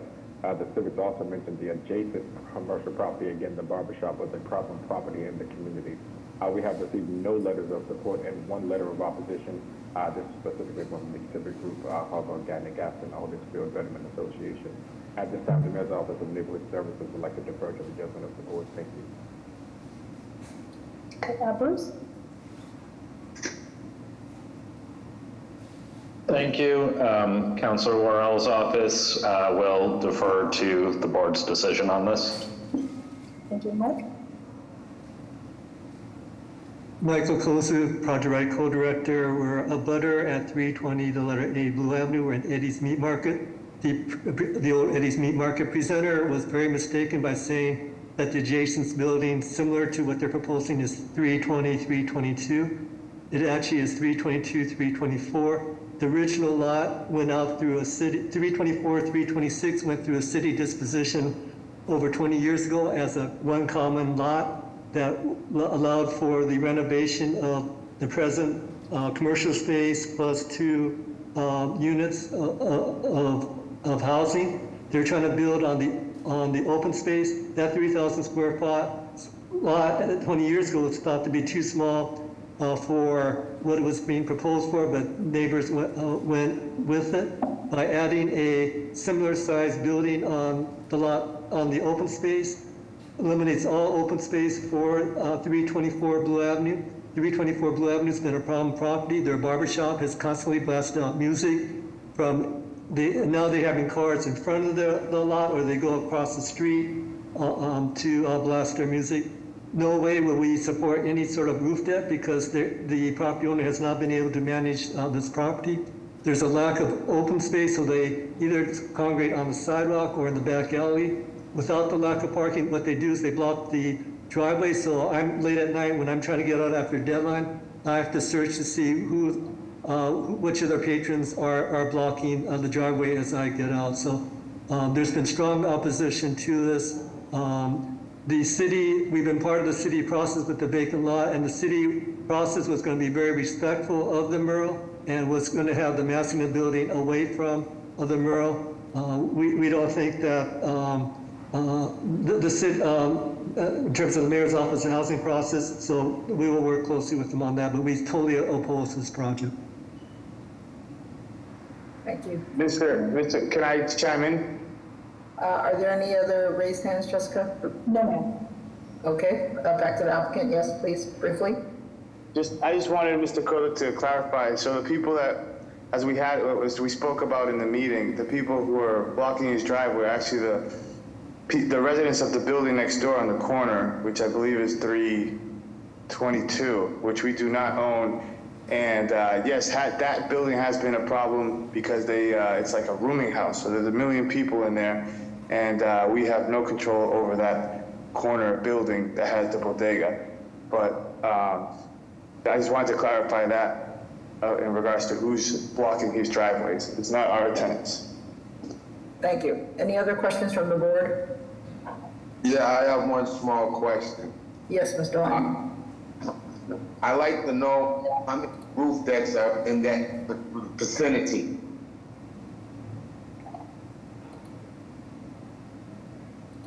I don't know if the applicant has an answer to that, but they're not proposing a roof deck for this project. Oh, no? Only if we were saying that we would be open to that if the lack of open space is an issue. Therefore, we would add that to our plans if that was They're open suitable. to it. So to clarify Mr. Langham's question, it is not part of the proposal. No.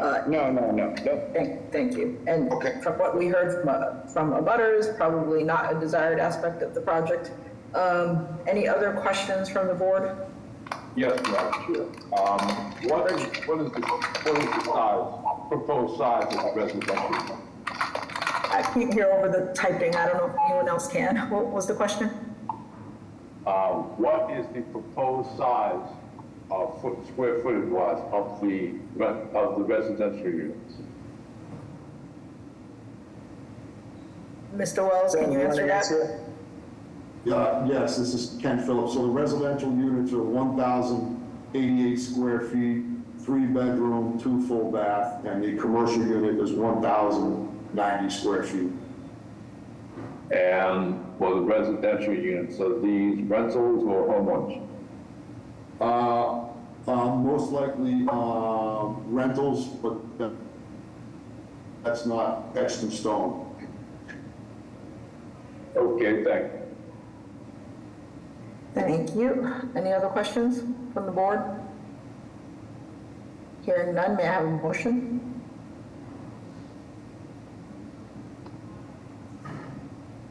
Madam Chair, I put forward a motion of approval with BPDA design review. May I have a second? Second. Mr. Stenbridge? Yes. Mr. Valencia? Yes. Mr. Langham? Yes, ma'am. Mr. Collins? Yes. Ms. Olivier? Yes. Ms. Panado?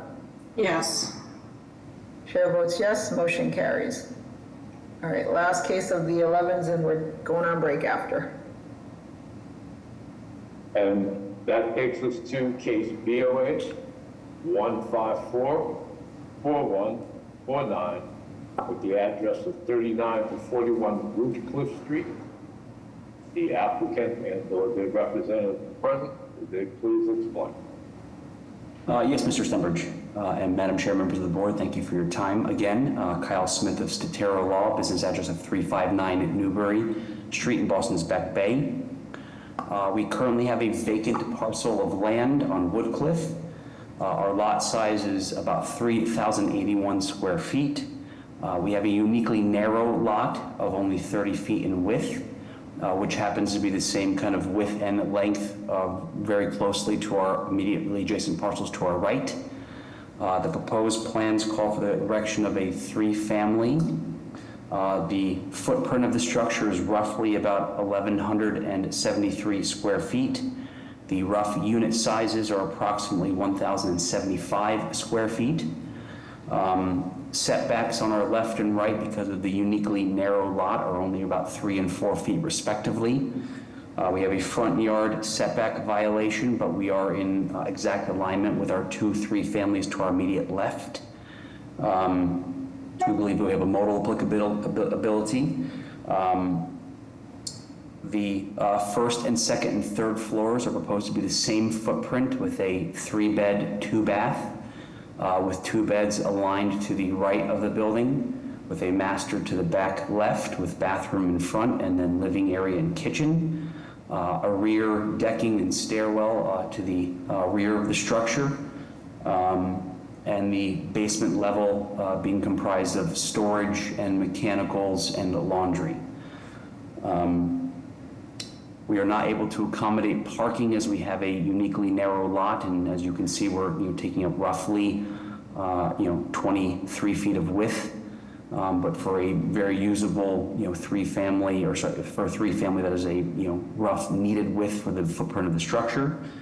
I've had communications internally with the BPDA and allowed for them to confirm themselves of a preference of less parking over others. So one of the complaints of the community was a lack of parking for the new structure, but given our lot width, we have very little ability to accommodate off-street parking, given a 3-family and a 3-family 4,000 subdistrict. And our lot size and proposed 3-family are very much in keeping with a lot of the other structures in very close proximity, which themselves do not have off-street parking on both Woodcliff and also Howard, which is only about 4 lots east of ours. With that, I'm happy to elaborate more and take questions from the board. Thank you. Questions from the board? Okay, hearing none, may I have public testimony?